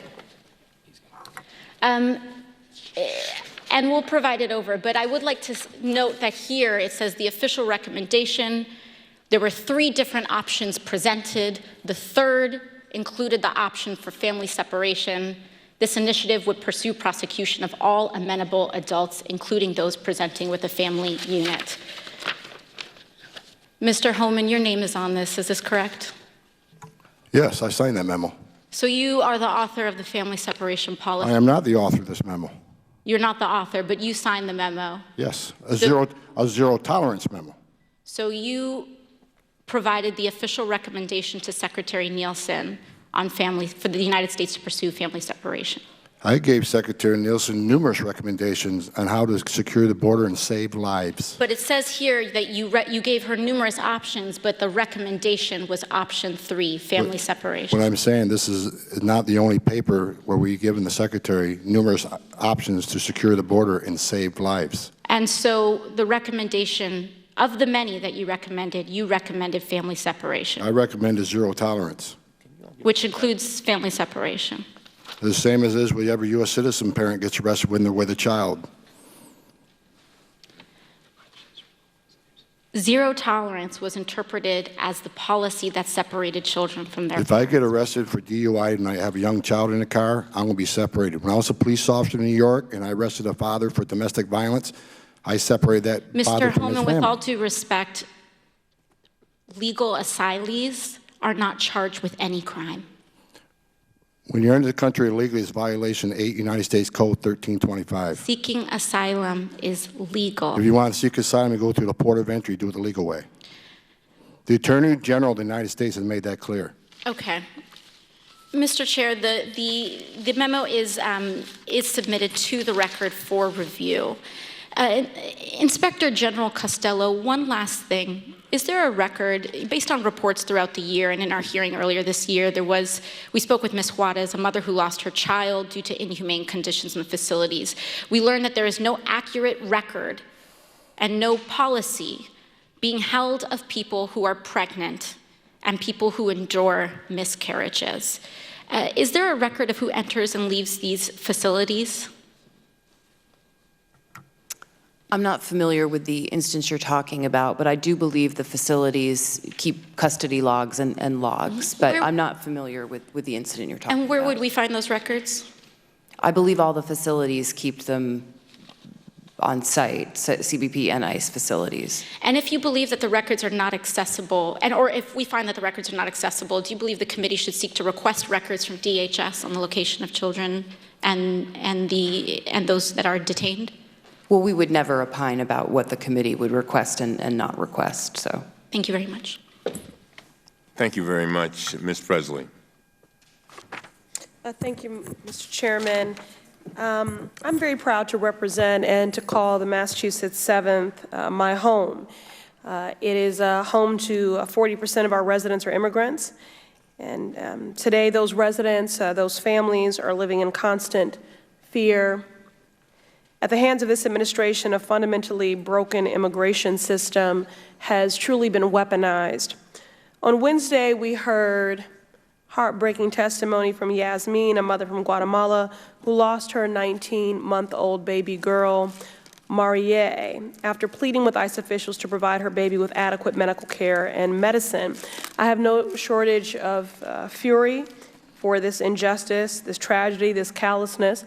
But in the time allotted to me as a member of Congress, I would instead like to focus on trying to save a life.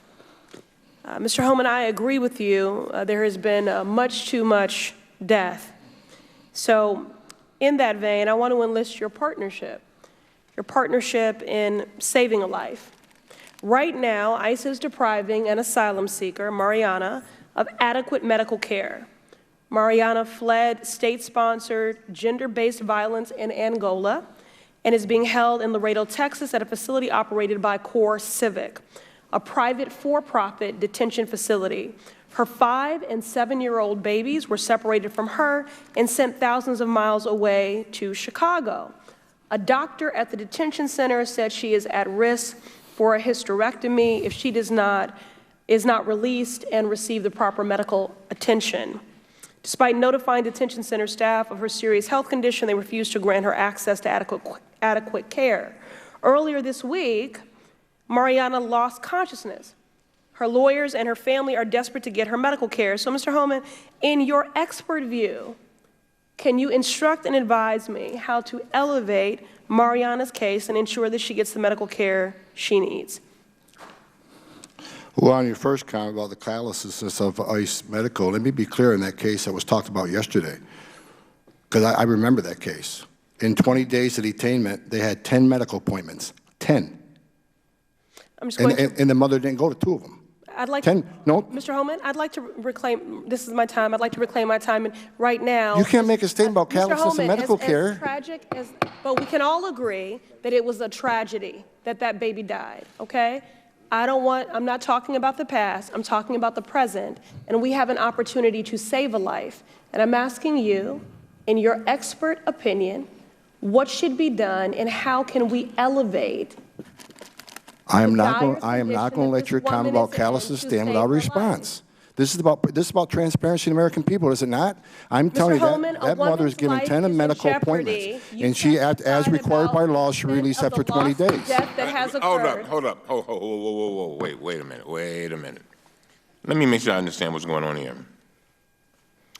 We're talking about 2 cases, is that right? Yes, I was referencing the tragedy of a baby that we've already lost. Right. There is a woman in care right now. You're inquiring about that? Okay, that's what I just want to make sure I was clear. And I'm just seeking his expert counsel on what is the procedure and what can be done to elevate this woman's case, to get her the medical attention that the detention doctors have said are essential to keeping her healthy and alive. Very well. Let me just ask you real quick. And tell us what you can do, too, to help in that situation. Now we'll restart your time. All right, go ahead. Sir.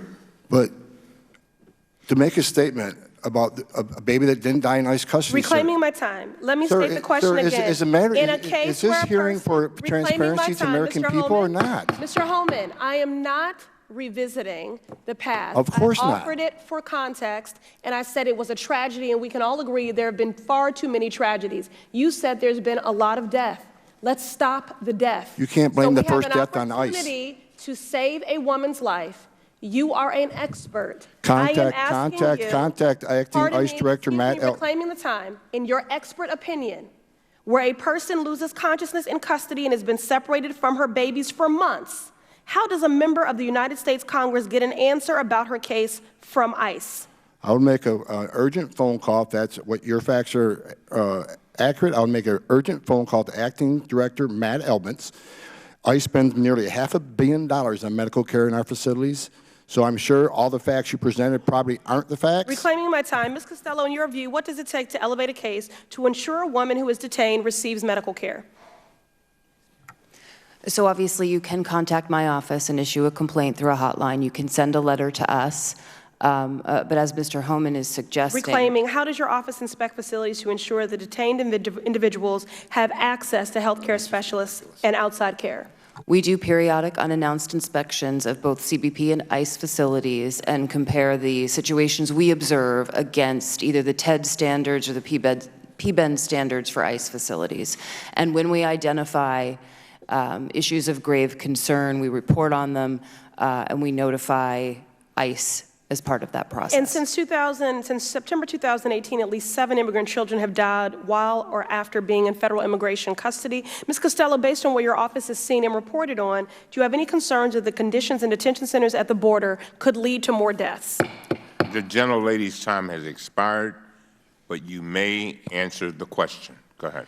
Based on what we reported in our management alerts and what I testified to today, we are gravely concerned about the conditions that we see in the CBP facilities at the border. And we are concerned that it could lead to additional security incidents and obviously high risk of disease. Thank you very much. Mr. Homan, I can't sit here as a member of Congress and hear about somebody possibly dying and not do what I can to save them. And I think we all feel the same way on both sides of the aisle. I would just say I'm not knocking you. I'm glad that you have agreed, and as soon as this hearing is over, to make that phone call because we do want to save every life that we possibly can. If you can provide me the information, I'll make the phone call. Her staff will get it to you before you get, before we leave. All right. Thank you very much. And to you, Ms. Costello. I'm sure that Ms. Pressley will be in touch with you, too, and do all that you can to help us out, all right? Thank you very much. I really appreciate all of that. Now we will move on to Mr. Clay.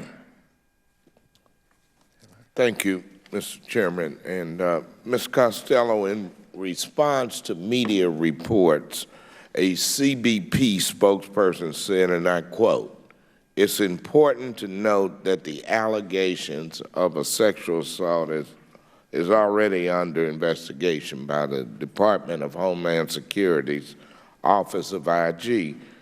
Can you confirm and share any details about the scope of this investigation?" Yes, sir. Typically, we would never confirm or deny the existence of an investigation to protect the integrity of the investigation. But since CBP has already confirmed that we are investigating that allegation that came out of Yuma, I will confirm for you today that we are, but I can't share any details with you about our activities. Has any disciplinary action been taken? We just opened the case. We just received the allegation at the end of June, so we're in the very initial stages of that case. And that's the one with the 15-year-old girl from Honduras? I believe if it's the allegation you're referring to coming out of Yuma. Let me ask Ms.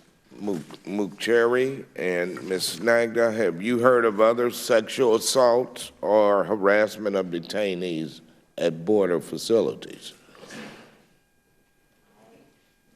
Last month, when I was in Clint, children reported to me that officers had pushed children who needed to use the bathroom and prevented them from using the toilet when they needed to. 3 children reported to me that a child had been grabbed by the back of his neck and had been pulled out of his cage.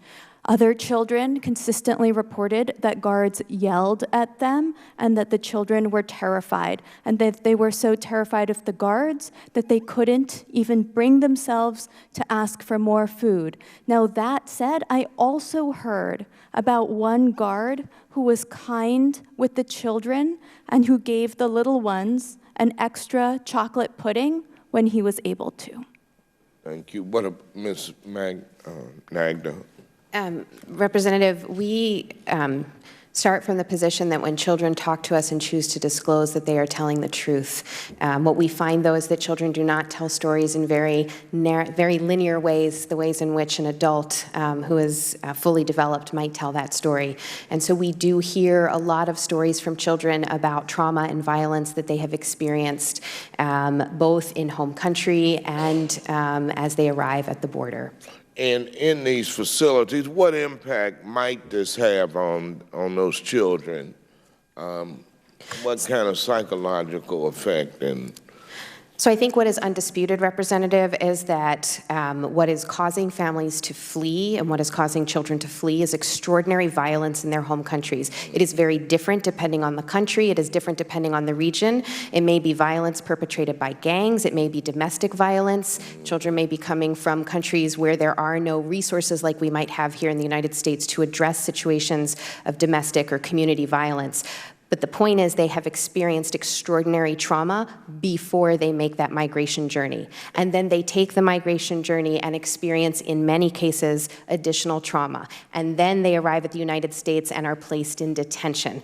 And though I am not a medical expert, it is my understanding that what they are experiencing at that point is something referred to as complex trauma, based on a complex trauma history. That very much compounds what they are experiencing. It can limit their development. It can certainly affect their ability to tell their stories, which is why the idea of rushing children through immigration proceedings or keeping them locked up through their court date, buying one for anyone who works with children, who understands that that is not an environment in which a child will ever be able to tell their story in a way that allows us to understand what has happened and make a fair decision in their case. All of this is extremely disturbing. Now, one of the clients stated that the water tasted like chlorine.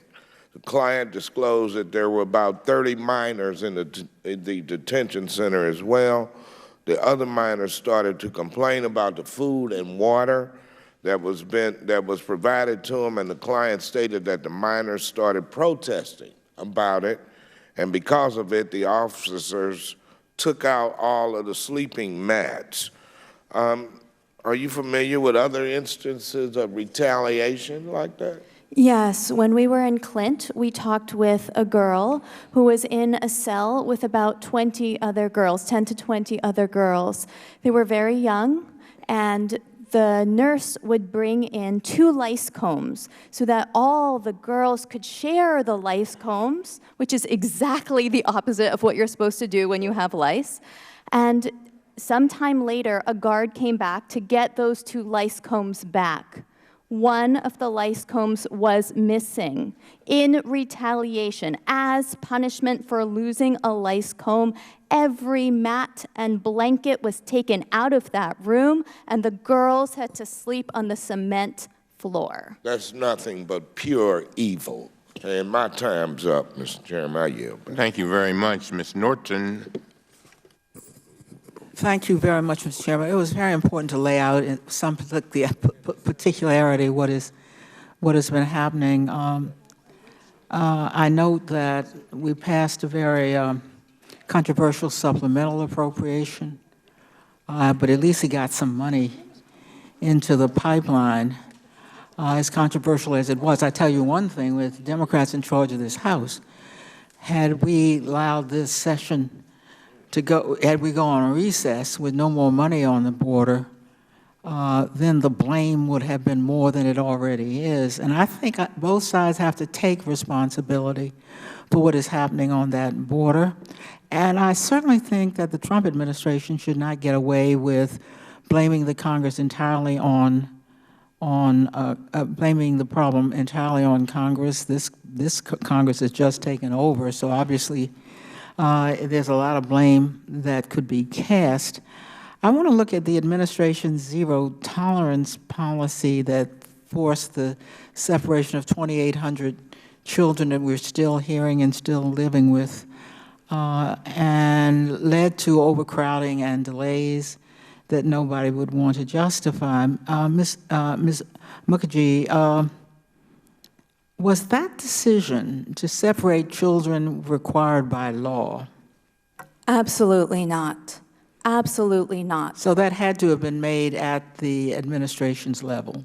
Yes, and a federal court has held that it is unconstitutional to separate children from their families for deterrence purposes. The Fifth Amendment of the United States Constitution protects family integrity. So not only not required by law, but unconstitutional as it happened.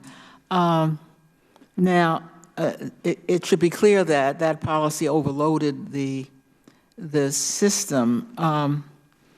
One of my friends on the other side talked about what happens when the emergency department of a hospital is overloaded. But let me look at alternatives that were available. Apparently, this very administration did permit the release of immigrant families. The date I'm given is June 2017. And they had to report back into ICE, and they had to frequently check in. And not until this hearing did I learn that there was a 99% success rate. You mean we finally got success on something? We didn't all grab it and said, thank goodness, let's go from there? Look, I bet we don't have a 99% success rate when we do bail for criminals in our own criminal justice system. Why in the world did that end, Ms. Nagda? And what decision, what affected, why did it end? What effect did that have on immigrant children separating immigrant children from their families? Thank you, Representative. I can't speak to why the program ended. I do know that when the program ended, we lost a very effective tool that allowed individuals to live in the community together, to find attorneys, and we do know that when families and children have counsel, they appear at their hearings, they participate in their cases, and there's a chance. It's almost like they're afraid not to appear. They already were afraid at the border, and then if you get here and don't appear and you have the full force of law, that you can understand the intimidation to say, I better go there. So I'm not sure what there was to be afraid of. I was interested, I had my staff, I said, please explain this thing called metering to me. The DHS inspector system issued a report that found that metering may have led to additional border crossings. Now, we're trying to cut down on border crossings, but apparently metering, I found out, what does that mean? Limits the number of people who can request asylum at the border. Could you tell me how that, Ms. Mukherjee, how did that have the opposite effect from what was desired?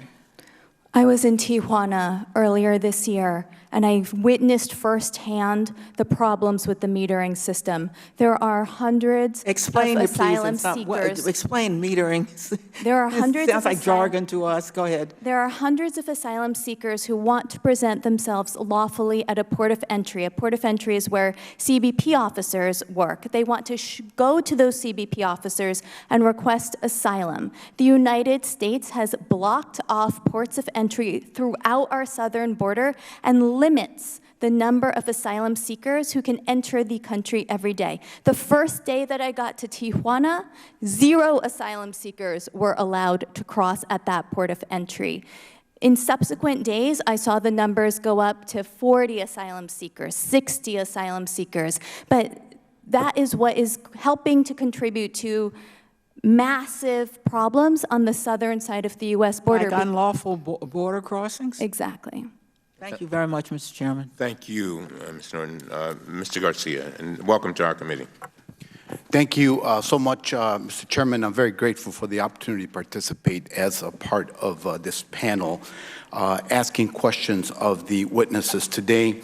I'd like to just remind everyone of a couple things, that it was the then Chief Law Enforcement of the land, Jeff Sessions, who introduced zero-tolerance policy, that was the message that the Trump administration wanted to send to the world. And it was that announcement that led to the pecking order of other functionaries within the administration to develop what is laid out in the memo previously mentioned, that Mr. Homan and others signed on to. They were responsible for operationalizing zero-tolerance policy. That is at the root of family separation that we have come to know, and many of the horror stories that we have heard here this afternoon. Ms. Costello, the Inspector General's office that you had reported that some of the most atrocious and inhumane conditions that our country has ever heard of and witnessed at the border have taken place. To your knowledge, Ms. Costello, did any children die at the border during the Obama administration? I don't have any reporting or facts on that, sir. Thank you. I'm deeply concerned by the findings from multiple independent reports that the government failed to adequately track separated families, which made it much harder to reunify them later on. Ms. Maxwell, the January 2019 HHS OIG report found, quote, that HHS faced significant challenges in identifying separated children, including the lack of an existing integrated data system to track separated families across HHS and DHS, and the complexity of determining which children should be considered separated. Why would an integrated tracking system have been important? It was important to be able to make sure you would identify the children that were separated and the people and the parents that they were separated from. We are concerned today, though, with ongoing issues with that data system, in particular, the quality of information in that system about current children that are being separated from their parents and the reasons for those separations. What impact did the absence of a tracking system have on the reunification of separated children? It meant that the government had to spend significant time just identifying who those children were. So in the absence of a system to track the children and their families, the government faced an intensive effort in which they had to look at 60 databases across both programs. They looked at 12,000 case files, and even then had to go to the grantees to get certifications just to identify the children. And produce more delays. These egregious and cruel conditions and policies are not accidental. Mr. Homan, during your time as acting ICE director, deterrence was the order of the day for you. The memo bears that out, exactly what you planned for.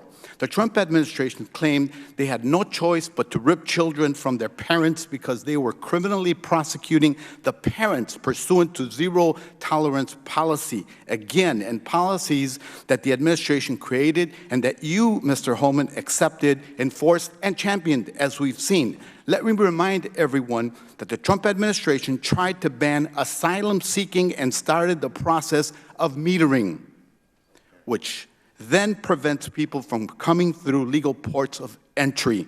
That exacerbated the crisis. People are desperately waiting months just to get in line and be granted the inalienable rights to due process. Mr. Homan, you have said that most immigrants are, quote, not criminals other than the criminal act that they do when they enter the country illegally. That is why I think we ought to revisit decriminalizing desperation, striking sections 1325 and 1326 of Title 8 of the U.S. Code, the statutes that the administration has leveraged to separate thousands of children from their families. Mr. Homan, do you understand that the consequences of separation of many children will be lifelong trauma and carried across generations? Have we not learned from the internment of Japanese Americans? Mr. Homan, I'm a father. Do you have children? How can you possibly allow this to happen under your watch? Do you not care?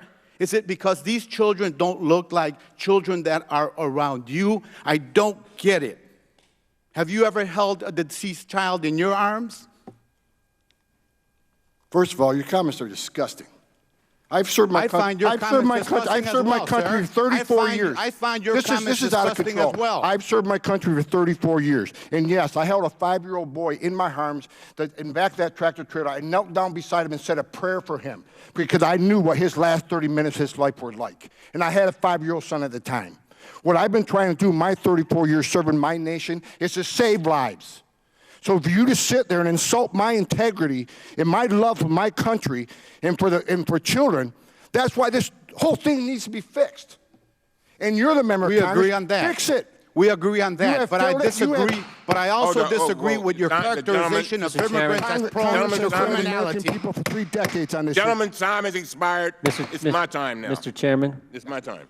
The gentleman ripped off about 7 different questions designed to go at the character of Mr. Homan, and Mr. Homan should be given a chance to respond. It was ridiculous, the way he just rattled them all off and wouldn't let him respond to them. Let me say this. I understand that, but first of all, I'm going to have civility in my hearings. All right? I have the floor. I understand, and I agree with you. I'm going to have civility. That's why I was banging, so that we could hear each person speak. I have been very courteous and very kind. Now, Mr. Homan, do you have something to say? No one in this room has seen what I've seen in my 34-year career. Very well. No one has experienced what I've experienced.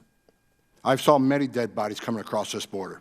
And you want to talk about the memo? This memo is one option to stop death. Not just about enforcing the law, stop death. If you want to legalize illegal immigration, good luck with that, because it's going to get a hell of a lot worse on that border. If you say, well, okay, from now on, there will be no consequence, no deterrence. It's not illegal to come to this country illegally. More families will come. 31% women will be raped. More children would die. We're a nation of laws. If you don't like it, sir, change it. You're the legislator. I'm the executive branch, and I've served my country honorably for 34 years. And I will not sit here and have anybody say that I don't care about children because you're not the same color as my children. Thank you very much. It is my time. I have not asked questions yet, and I have quite a few. First of all, let me say this to Mr. Homan. I have never, and I'm hoping that, I've listened to all of this, and sometimes I think we put issues on top of issues, and there are quite a few issues floating around here.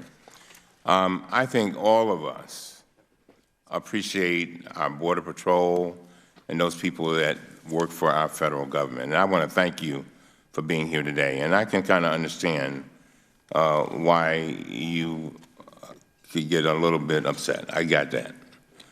But I also say we got to be, we need to concentrate on, and I think it was Ms. Pressley that said it, on the living and just not the dead and not just all the problems, but we got to figure out some solutions. And I think you presented some. And Ms. Merkabjay, Mr. Homan, 5 times now, has presented 3 things that he thought ought to be done, and that could resolve this problem. But you said something that is really bothering me, and it's going to make me, it makes me think. You said it's not necessarily about the money. It's about a will. So I've got two pieces of that. I want you to talk about what Mr. Homan, a man who has been at his job over 30 years, Mr. Homan, over 30 years, and who's a dedicated public servant, his recommendations, and then I want you to elaborate a little bit on that issue of it doesn't have to be this way. In other words, just because of money. You go ahead. Keep your voice up, please. Thank you. So in terms of Mr. Homan's recommendations, they will not work. The children and families who I represent are refugees. They are fleeing terrible violence. They are coming to the United States to seek safety. The United States is not the only country in our region that has seen an increase in refugees and asylum seekers. All of the countries surrounding the Northern Triangle, Guatemala, Honduras, and El Salvador, have seen marked increases in the number of asylum seekers coming to their countries. What we need is not to end the Flores settlement agreement. What we need is not to change the Trafficking Victims Protection Reauthorization Act. Those are two critical pillars that protect immigrant children in federal custody, that limit their time in CBP facilities to 72 hours and require that children be released to family members after appropriate vetting as quickly as possible. Let me offer you 5 solutions. 1, let independent doctors into these facilities.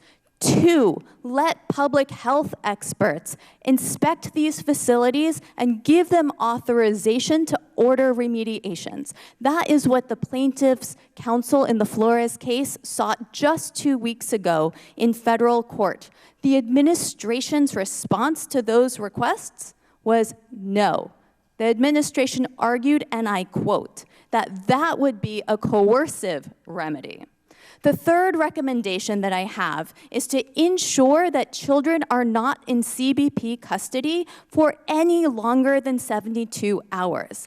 This administration has failed to provide plaintiffs' counsel in Flores with any data about how long children are being held in CBP custody. You have oversight powers on this question. Fourth, children should not be separated from their parents. Immigration officers should not be separating children from their mothers, their fathers, their brothers, their grandmothers, absent a reason to believe that there is imminent risk of harm to the child. Now, finally, my 5th recommendation is that we look at the data and do what works. When families have access to a lawyer, they appear at their immigration court hearings 99% of the time. When families are offered support from a social worker through the ICE Family Case Management Program, they show up for their immigration proceedings 99% of the time. Children and families belong together. They do not belong in detention. They should be released, and they should be free. And doing that would be far less expensive than what we're doing now. The ICE Case Family Management Program costs only $38 a day per family unit. To detain one person in a family detention center, it costs on average $320 per day. To detain a child at Homestead, like the legally blind child I found there in March, it costs the U.S. taxpayers between $750 and $775 a day. That child was detained there about 120 days unnecessarily when he had a father who was desperately trying to get his son back. Let me ask you this then. So we are spending a minimum of $300 a day minimum on these children. Is that what you're telling me? That is the rate that we are paying for one person a day at the family detention centers. And if any of us were given $300 a day to take care of our child, that's quite a bit of money. And you could do all kinds of things. Am I right? That's right. All right, let me go on. Ms. Costello, I want to ask you about DHS's Inspector General's inspections of several immigration detention centers on the southern border. These reports were shocking to the conscience. And I think they will shock any American who takes the time to read them or even to look at the pictures. In May 2019, you issued a report on, quote, dangerous overcrowding and prolonged detention, quote, at a border facility in El Paso, Texas. I understand that your team saw 900 detainees in a facility intended for only about 125. Is that right? Yes, sir. The IG report found that some detained immigrants, quote, had been held in standing room only conditions for days or weeks, end of quote. The report goes on to say, quote, with limited access to showers and clean clothing, detainees were wearing soiled clothing for days or weeks. The report concludes that these conditions presented, quote, an immediate risk to the health and safety not just of the detainees, but also the DHS agents and officers. Ms. Costello, in all your years in government service, have you ever seen any conditions like these? No, I have not, but more importantly, the inspection team that did the work on the ground for me has not, and they've been doing this for years. The reason we issued those management alerts is because they had never seen anything like what they saw in both the El Paso Center we reported on and the facilities in the Rio Grande Valley. And so, but this is not an isolated incident. Just last week, your office issued another report describing, quote, dangerous overcrowding and prolonged detention, end of quote, at 5 different border facilities in Texas. Together, these facilities held over 2,500 young people. You reported that nearly 1/3 of these children had been held longer than the 72-hour limit. Ms. Costello, what were conditions like for the children in these facilities? It was similar to the situation in El Paso for the children. The overcrowding was dangerous, significant. Again, my inspectors describe a situation like they had never seen before. That is the picture. That's the picture? Yep. And can you tell us what is in that picture, please? It is an overcrowded facility. You know, it is families and in a facility in a space that they can't possibly fit in. I think the caption underneath may describe, does it describe, no, I don't know that it describes the number. No. So you mean people had to be like that pretty much 24/7? Yes. Although, to clarify, they visited on the days that they visited, so, you know, that's their observation from that snapshot in time. But the understanding is that folks had been in that position for a while. So when you went in, you all were Inspector General, as the Inspector General's office was allowed to take the photo? Yeah, yes. You know, that's part of how we do our work. It's how we collect our evidence. It frankly would never occur to me, sir, not to have our team go in and take pictures. Thank you very much. How long were these children kept in these conditions? In that facility in the Yes. Rio Grande Valley, the information that we have is that children were 31% of them were there for more than 72 hours. 165 were there longer than a week. So that's children. With regard to unaccompanied alien children, we had 50 under the age of 7 who were there for over 2 weeks. Now, where's that picture? Let me ask you this. I just know, I'm just curious. Where are the toilet facilities in this? Do you know? No, I don't actually know. Okay, fine. But children are supposed to have access to toilets in the holding room. Ms. Mukherjee, do you have a comment? Yes, so in facilities like this, and this is knowledge based on interviewing hundreds of immigrant children and families, the toilets are open. There is no privacy to use the toilet. Children try to use those foil wrappers that you see to cover themselves when they're toileting, and this leads to problems. In Clint, we talked to girls who were so embarrassed that boys could see them while they were using the toilet. We talked to a boy who tried not to eat because he was so embarrassed to use the toilet. Every day, these children are being degraded by having no access to any privacy when they're using the toilet.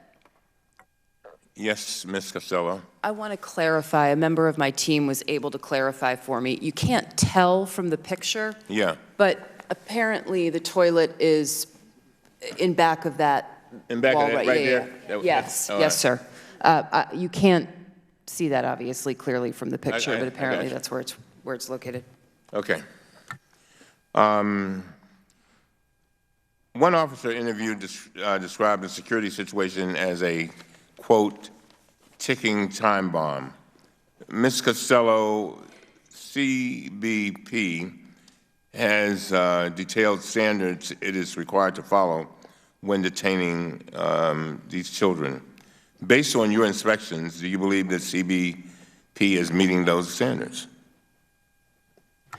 Not for every one of the standards, sir. I do want to emphasize that when we visited the facilities, they were well stocked, as I said in my prepared statement, with diapers, juice, snacks, Did they know you were water. coming? No, Okay, go all of our inspections are unannounced, and that's Okay. really the only way to do it. Mhm. What they're not meeting standards are on, obviously, the crowding, the prolonged detention, some of the hygiene that the children are supposed to have. But it would be impossible to do so in the conditions that we saw there. It's shocking. Does it shock you that we're spending a minimum of $300 per day? I don't have information that validates that particular number. That's not what I asked you. I know, sir. That's not what I asked you.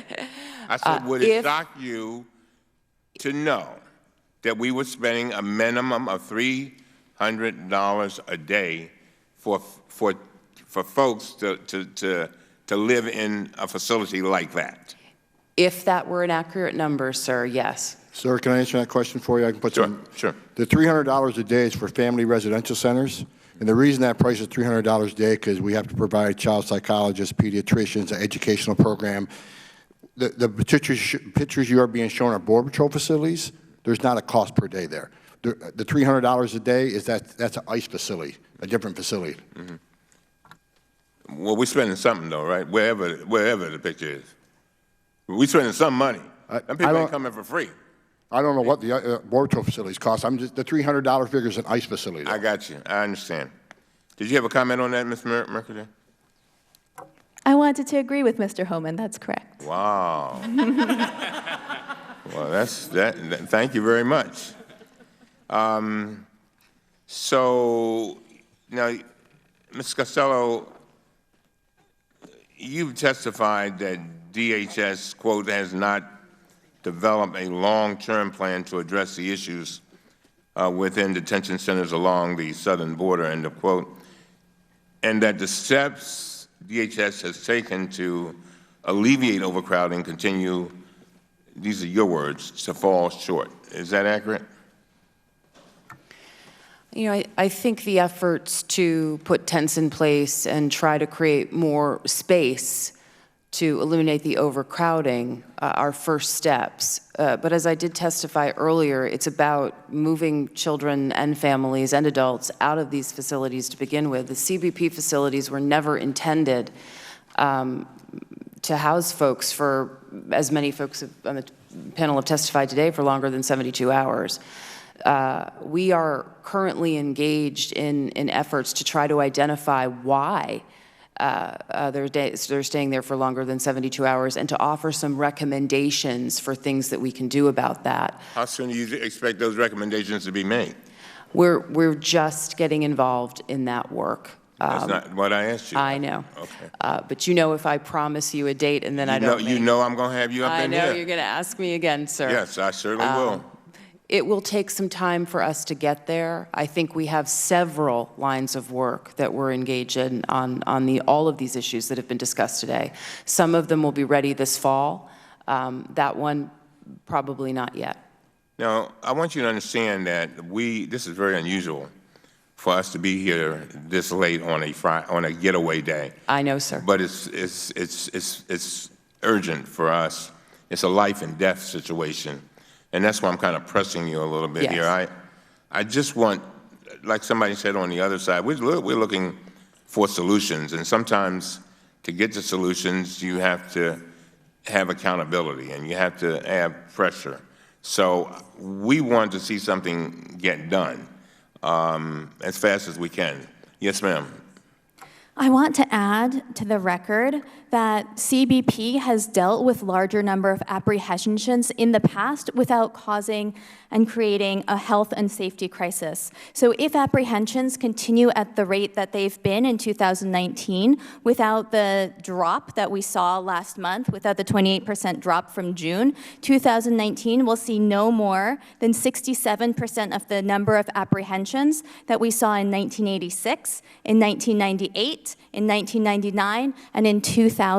And the Flores Settlement Agreement was reached in 1997. It requires the government to plan for an influx. 2 weeks ago, a federal court recognized that the government has had 22 years to plan for an influx, and the court ordered the government to do so forthwith. So I agree with you, Chairman, about the urgency of the situation and that the administration needs to act now to care for these children and release them promptly. Costello, you're going to get back to me, right? Let me know when you kind of realize, believe you can get that done. Of course we will. I really would appreciate that. Do you have anything else? Because I'm going to let each one of them ask one question. So. Okay. Okay. Go ahead. Okay, fine. I'll go Yeah. ahead. We're going to let you all have been so kind, members, to stay here, and I just want to check to see if you all had a question or two. We will go to Mr. Raskin and then come back down this way. Mr. Chairman, thank you very much, and I'm very proud to be a member of your committee. With all the extraordinary work we did this week to opening America's eyes to what's going on in the name of every American citizen at the border.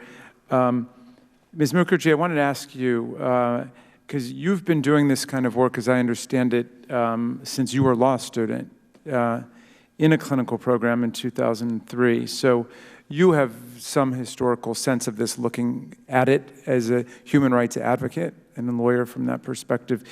Can you compare the conditions that you've seen at immigration facilities over the last year to what you saw before this? Because the truth is, I think I'm like most Americans who are not in the immigration law field, and I haven't paid close attention to this, but is this what it's always been like, or have we seen a degradation and deterioration of the conditions? How do we understand this in historical context? I have never seen anything like this.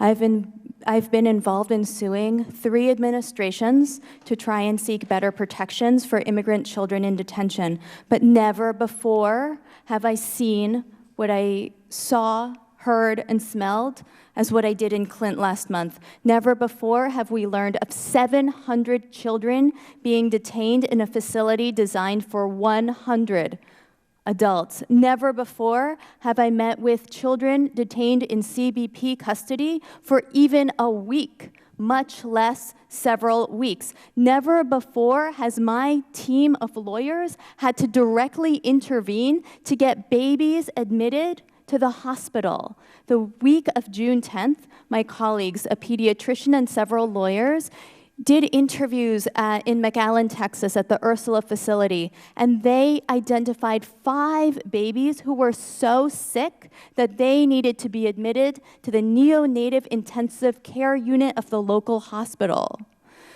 For nearly a decade, as the committee knows, there were no reported deaths of children in federal immigration custody. In just the past year, 7 children have died in custody or just after being released. This is different than what I've ever seen before. Thank you very much. Thank you, Mr. Chairman. Thank you, Mr. Chairman. Mr. Homan, you're clearly the expert. You're clearly the person that performed the sacrifice to try to defend the border, to try to protect Americans, try to save lives from Americans and others who are here legally or illegally or however they're here. Do you have any closing remarks? Because I know that you've been cut off a lot today. I'm very sorry that a member on the other side questioned your integrity, because clearly You are credible. You have served this country with honor.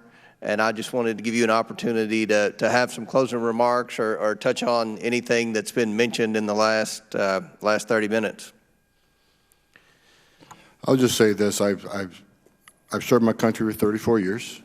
And there's a comment made earlier that in my LinkedIn, that I oversaw 300-some thousand. Actually, in the 4 years in my leadership, I oversaw 1 million illegal aliens being removed and be deported.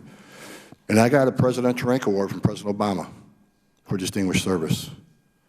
I've worked for 6 presidents, and I respect each and every one of them because they're the President of the United States, but my job as a career law enforcement officer is to execute a mission within the framework provided me, framework being money, resources, and policies. I executed a mission under President Obama in a leadership role at ICE, and I've executed the mission under President Trump a year and a half. I did my job. And a lot of this back and forth today, and I'll leave it with this. This situation at the border is the failure of Congress to act. These children are in bad conditions. My heart breaks for them. They shouldn't be in a Border Patrol jails weren't built for vulnerable populations like women and children. So give these people, the HHS, the money they need to get these people to the facility that is built and planned for them. No one wants to see that, but we need to stop the vilification of the men and women who are doing the best they can under very difficult circumstances. I was a Border Patrol agent. I know many Border Patrol agents. And they've shed many a tear of what's going on. I hope Congress will work with this administration and try to fix it. I do. I think we're a country of laws. We need to enforce the law. And for anybody in Congress to say, well, ignore the law because we'd rather not fix it, it's just the wrong way to go. I asked if the Border Patrol and ICE would do their job. I asked Congress to do theirs. Two things, and I'll yield back, Mr. Chairman. First of all, something that's good to point out. These facilities, correct me if I'm wrong, were not built to house children. They're jails. Number two, you have given 3 solutions that I agree 100% would begin to solve the problem. And I can assure you that this side of the aisle is going to do everything we can to work with the Trump administration to implement that. It takes 218 votes to pass legislation, move to the Senate. We have about 198. And I hope that we can work in a bipartisan way because to get to a solution in this Congress, it's going to take bipartisan support. With that, Mr. Chairman, I yield back. Thank you very much, Ms. Pressley. Thank you, Mr. Chairman. Mr. Homan, I wanted to, just for my own edification, I was wondering if you could answer a couple of questions that I was unable to get answered during our visit at CBP. Are you aware of exactly what is the temperature that where families are being detained should be at? And then secondarily, what does the heat index need to be outside for people to be moved from tents inside? I don't know the answer to that question, ma'am. I can say that the biggest complaint you hear from folks is that the Border Patrol cells many times are very cold. They call them ice boxes. And the reason for that is because many of these people from Central America don't experience air conditioning on a 24/7 basis. But I don't know if they have, to be honest with you, I don't know if they have a limit on where it should be at. I don't have an answer to that question. Okay. Is there anyone on the panel that could speak to a recommended temperature? Is there a stand? Yes. Representative, I don't have those numbers, but I know that advocacy groups have pulled that information in the past, and I'd be happy to share with you. They've prepared reports in terms of what they have been told are the standards and what ought to be the standards. Okay. Does that include anything so far as a lavatory and a toilet? Because I'd be curious, you know, again, when we make this about funding, if you send equipment someplace and more goods, and you send one toilet to serve 500 people, that is not sanitary. That is a public health issue. So I would be curious to know, for my own edification, what is recommended? I don't think we've ever had those recommendations because we've never been in a circumstance where we had to say how many toilets are needed for children. Right. Is privacy required? Things have never been this bad, so those reports don't exist, but I suspect they are on their way. Okay. All right. And then, Mr. Homan, I just wanted to thank you for your commitment on the record to partner with me to do everything we can to save this Angolan detainee, Mariana. My chief of staff, Sarah Groh, is in the back. She'll approach you as this hearing adjourns so that we can get on the phone right away. Thank you. Thank you. Ms. Ocasio-Cortez. Thank you, Mr. Chair. When we were at these facilities, one of the things that I had noticed was that there were these tents in the back with, I mean, they look like cages, and I know that a lot of the migrants, they call the cold rooms hieleras, and they call these pens perreras, dog pounds. There were a lot of them, but they were all empty when I arrived. And we had heard reports that there were hundreds of people in the El Paso border station. And so I asked some of the migrants, is it true that there were people here? Or is there anyone else here? And they said, no, there's no one else here. And I said, were there people here? We had been hearing that there were hundreds of people being kept in this facility. And they said, yeah, they took them away. And I had heard from these migrants, but in other, from other facilities, we had visited a kind of a welcome station for families, and we had heard similar things from the pastor there as well, that CBP changes up facilities when they know, when they have advance notice if a congressional delegation is coming. I'm curious if you all have heard anything about this, or heard any accounts to corroborate what they had said.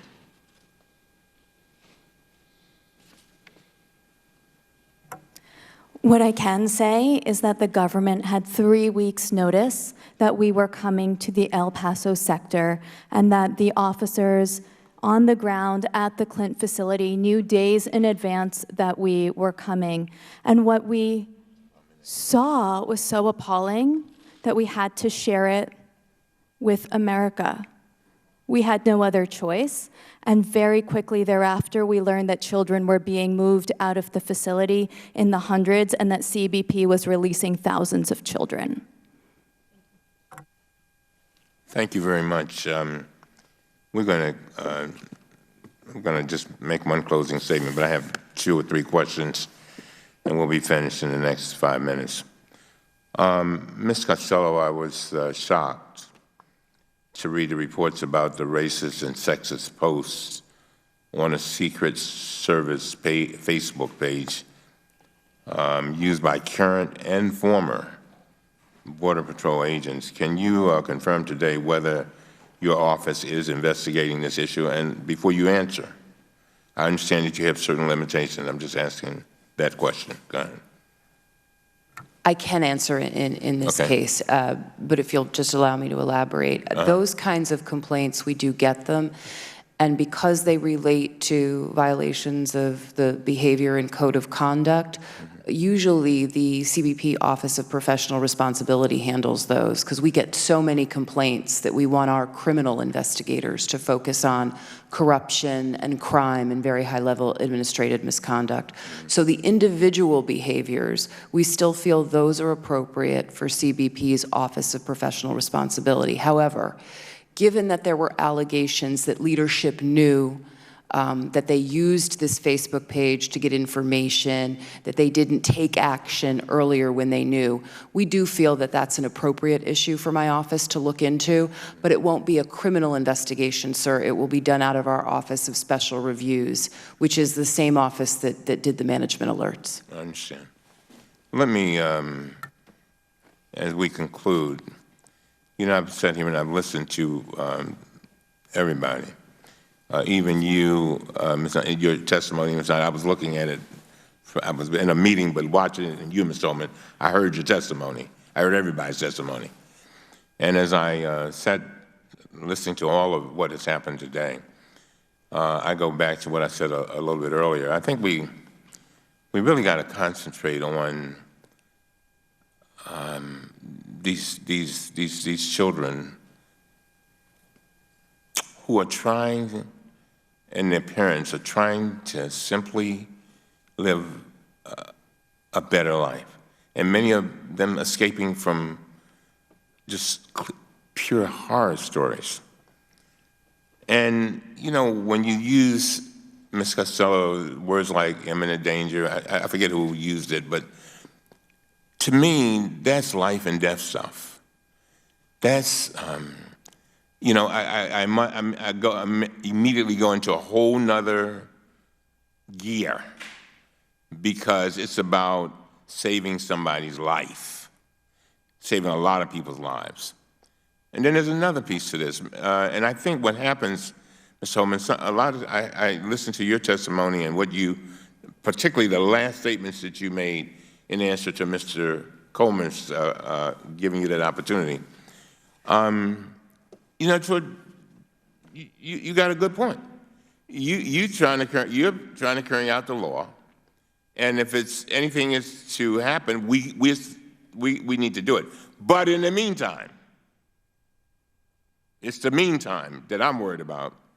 What happens? I tell my children that whenever you go into a storm, you have to respect the storm. In other words, you don't go into an icy condition speeding. You have to respect the storm. In other words, we have to, right now, I think we've got to go the extra mile to try to make sure we do the things immediately to bring comfort to these children.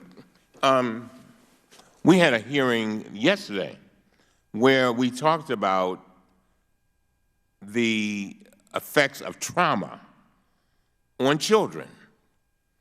And I'm telling you, it was chilling. And I could not help, when I was listening to our witnesses, but think about these children. You heard me say at the beginning of this hearing, our children are the living messengers we send to a future we will never see. The question is, how do we send them? How are we sending them? What is, I mean, you think about a child walking around with a dirty diaper, no toothpaste, torn away from their parents, smelling bad. I mean, there's some kind of way, and I'm not blaming you, Mr. Homan. I don't think, and I don't think anybody's here is doing that. What we're saying is we too want to find solutions to resolve this issue. These children will grow up when we're dead. We'll be dancing with the angels. And what kind of message will we have sent? And I think that's the reason why we had so much interest in these hearings. Our members on both sides are concerned about who is this young man, this little baby who's now 4 years old, going to grow into? What's he going to be like? And it is our duty. This moment is our watch. We are on watch right now. And what we do now, we can put our handprints and our fingerprints on their futures and on their destinies. And so part of this hearing is about trying to change the trajectory of their destinies. Trying to change the trajectory of their destinies. And so help me God. I'm going to do everything in our power and work with our entire committee to try to resolve these issues as fast as we possibly can. Without objection, the following items shall be entered into the hearing record: a letter from the Anti-Defamation League, a recommendation from Kids in Need of Defense, a statement from the Church World Service, a statement from the Center for Victims of Torture, a letter from the Organization of 0 to 3. These documents set forth recommendations to stop separating children from their families in unnecessary detentions and ensure we provide humane treatment to everyone in government custody. Again, I would like to thank our witnesses for testifying today. It's been a long day. And I want to thank all of you, all the members who, most of you all would have been on a plane by now going to where the places you got to go. but you felt that it was so important that you be here, and I appreciate that. Without objection, all members will have 5 legislative days within which to submit additional written questions for the witnesses to the chair, which will be forwarded to the witnesses for their response. I ask our witnesses to please respond as promptly as possible and as fast as you possibly can. Again, I want to thank all of you, and this hearing is adjourned.